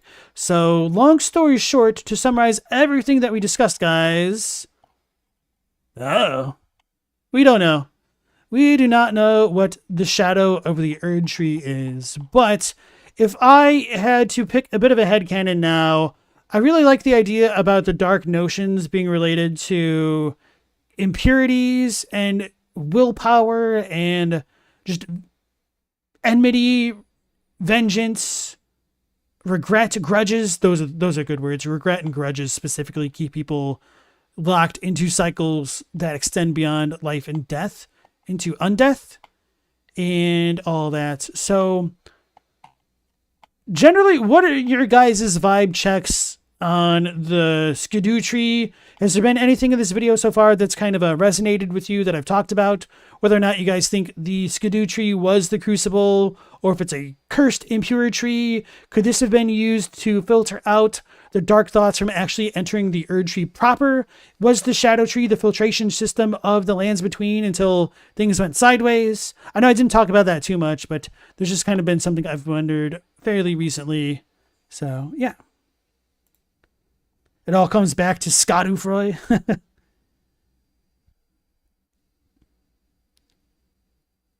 Entitled Goose says, the Gravebirds are described as ancient golems, and you think they might predate the Hornsent? I think they predate the Hornsent as well. I think the Hornsent moved away from those practices, despite all of the Gravebirds being in Nearlim. Not all of them, but there being Gravebirds in Nearlim. Rocky said, you don't think it's a question of not dying properly. It's about one's afterlife being different. It became viewed as improper when the soul couldn't be used to feed the Erdtree. Rista Brandt said, Malekith was America's shadow. Skadu tree seems like the Greater Will made a shadow for its old ruler. When? It always felt the tree was once a god in its own crucible times, in the primordial goo times. Crunchy said, you're not sure, but you feel like there's something about the Erdtree blessings being nauseating to the Hornsent, and the Hornsent using spirits to grow horns or something. Okay, that's a good thing to touch on. So my current thoughts on that are, do you know how, okay, let's talk about Revenants before Night Rain comes out. Do I have Revenant footage? Yes, I do. I know I have footage at least. Don't know if I have a picture.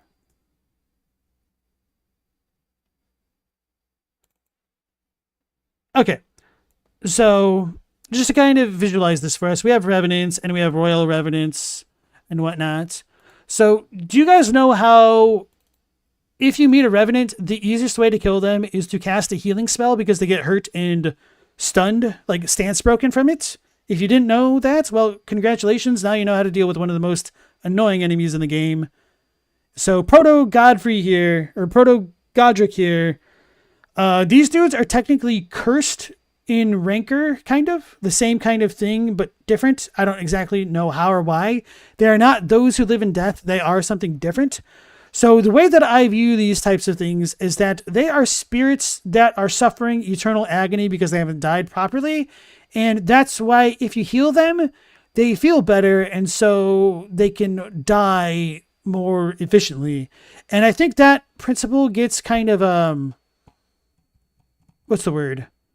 Translated in the way that the Putrescent Knight falls in love with Saint Trina, because Saint Trina can make the Putrescent Knight fall into deep sleep and it forgets its agony. So it's like, oh man, I will live for you, because he can't die for Trina anymore. So that kind of establishes that things that are in death are kind of agonizing, because in death there's only peace, for in death there can be no sensation. These things have transcended death in the bad way.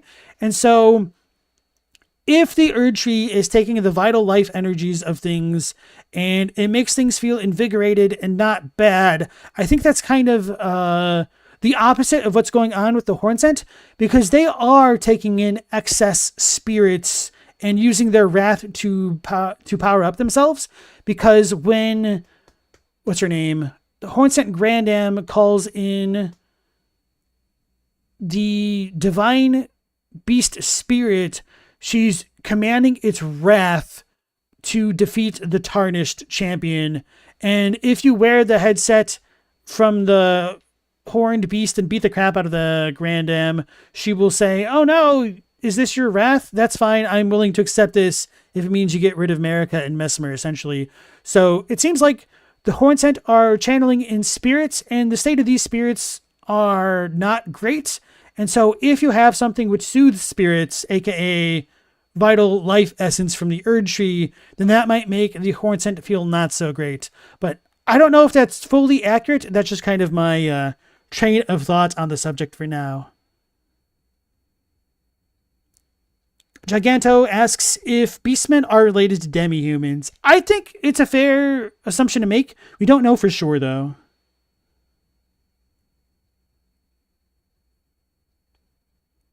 Billy, you think the Shadow Tree was created at the same time as the Erdtree, but the Shadow Realm wasn't created until Marika separated it from the lands between and sealed it away. So if you think the Shadow Tree was created at the same time as the Erdtree, do you think they existed in the same location, or do you think a facet of the Erdtree got yeeted into becoming the Shadow Tree, despite its kind of technically existing beforehand? Rocky, you thought Night Rain wasn't going to have lore? It might not. In the closed network test, there was no extra text to work with to say whether or not there's a story. We're told that the characters are going to have a story. I'm assuming the new armor pieces of equipment should have descriptions of their own. So if we get more lore, I expect it'll be very, very little in quantity, but there might be something substantial. I mean, we are getting a Crucible Beast Knight kind of guy, so cross your fingers either if you want more lore, or cross your fingers if you're afraid it's going to dilute the lore and then fight each other. Crunchy says, being angry makes you immortal, basically. Unironically, yes. And the trick is to hold on to your identity while doing it, and that's kind of the harder part. And why do you think Horaloo was such a badass? He's literally too angry to die. I don't know, but kind of. Local man, too angry to die. It is a little bit complicated, but anger equals willpower in a frenzied state, a fervorous state, and will equals life in these games.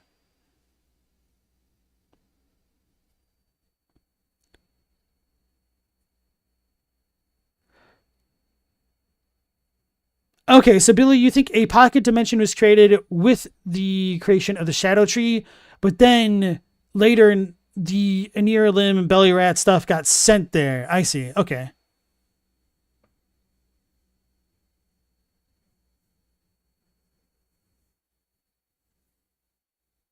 Country says godhood necessitates Kagare, maybe.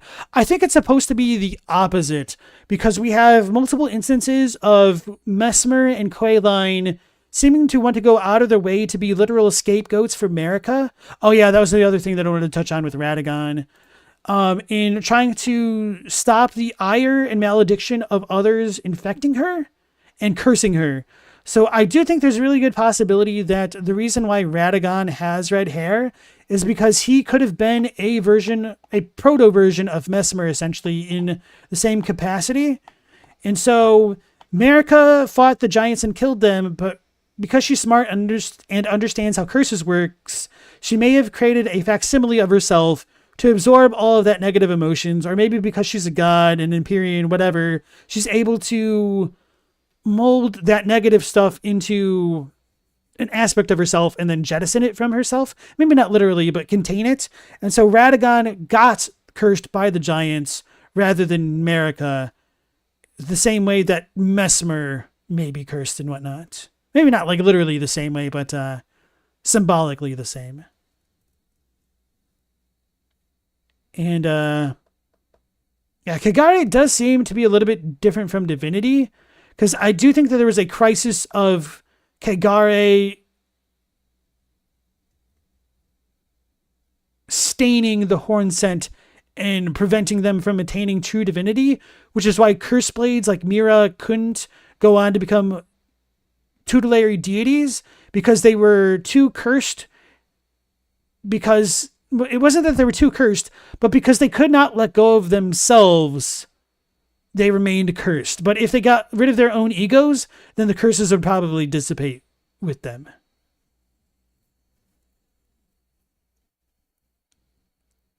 What do I think about Mesmer's Fire Knights all having red hair in relation to this? It could be related to the flames. I don't entirely know why Mesmer's flame differs, or how it differs from the Giant's Flame of Ruin. There's the possibility that Mesmer's flame could have been used to burn the Shadow Tree, and that could have been what altered it, if it was ever altered. And yeah, good question. Global said the Night Rain trailer from today got you pumped. Nice, yeah, it is pretty exciting. We're only a couple days away. Crunchy asks, so maybe more generally, Radagon is the receptacle for all the bad spirits in the Erdtree. I think so, but I kind of don't like that idea, because if he is now the devout touter of Golden Order fundamentalism, I don't see a lot of compromise. What's the word? Between the tenets of Golden Order fundamentalism and whatever's going on with the Shadow Tree. But the Shadow Tree does say that it was abandoned, so maybe it could have been abandoned by Radagon in favor of the tenets of Golden Order fundamentalism. And I don't know if that means like they skipped a generation where it was a Radagon-aligned Crucible Tree, then Marika and Godfrey aligned Erdtree, and then a Radagon-aligned Golden Order Tree type thing. I don't really know, but I think those are all good, plausible possibilities. All right, Crunchy, yeah, we're probably going to wrap up here as well. And thanks for your questions and the pictures as well. You take care. Everything touched by rot turns red. No, that's not technically true because the what are they called? The centipede dudes. The rot followers in the lands between themselves are white, and Romina is purple and pink.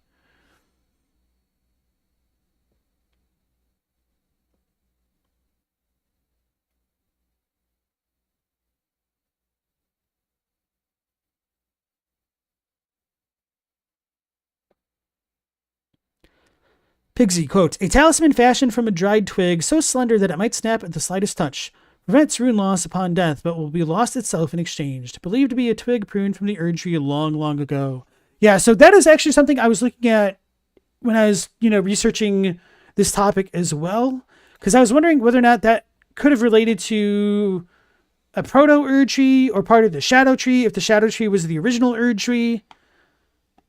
And I'm not sure, but I think it's very interesting how that works. That the Erdtree could also be... Oh, that's what it was. That the Erdtree could essentially be used as a scapegoat in a way. And so to me, that makes a lot of sense why the Hornsent could have been interested in spiral trees. And if Marika betrayed the Hornsent somehow, could she have taken their idea and then used it for her own purposes and then chosen to damn the Hornsent for what they did to the Miko of the Mikomura?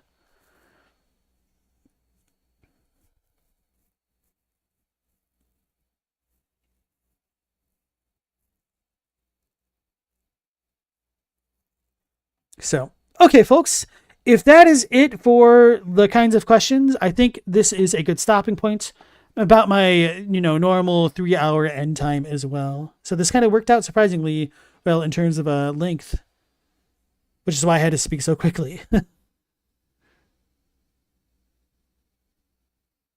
So I'm going to go ahead and hydrate and see if we have any more comments. And then if not, I'll probably end it there.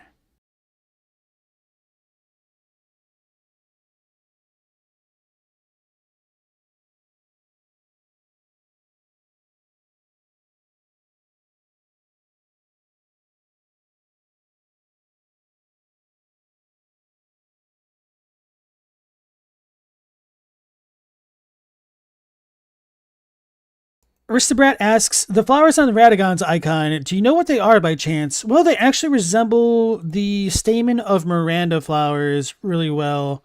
So give me a second here. I will pull up a good picture, hopefully.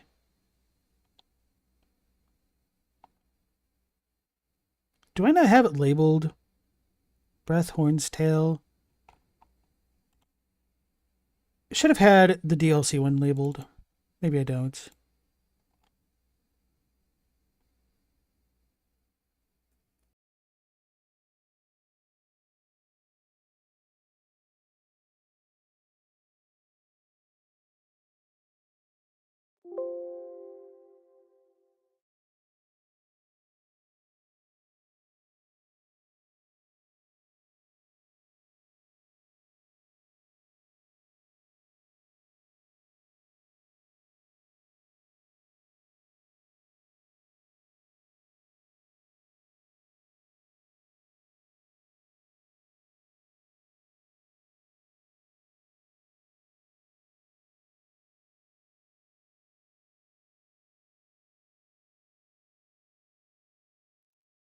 Hey, Rocky, thanks so much for becoming a channel member. I appreciate that. Welcome to being an old lore hunter.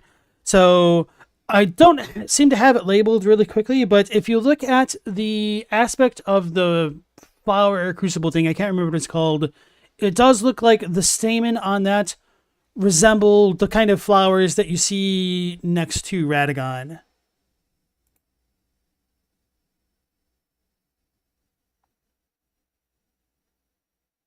So yeah, like I said, these are kind of a lot of my preliminary thoughts on the lore. Maybe Night Rain will change things. Maybe the movie will change things. So anyway, I don't know if I'm going to make this into like a full video because it already took me 3 hours just trying to summarize a lot of my thoughts rushing through this. So if I did, I would probably just talk over it again, Miro board style, but just make a little bit more effort and add in proper footage to help illustrate things and whatnot. So,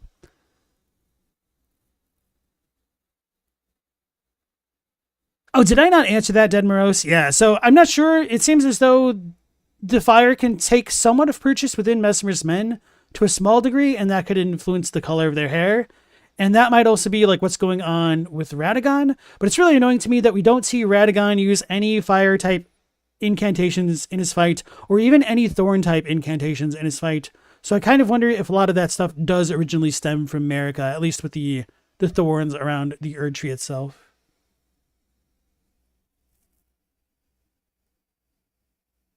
Okay, everybody, I want to thank you all so much for joining me, especially as I went on this unhinged rant and very tangent-filled stream. I enjoyed it. Hopefully you guys did as well.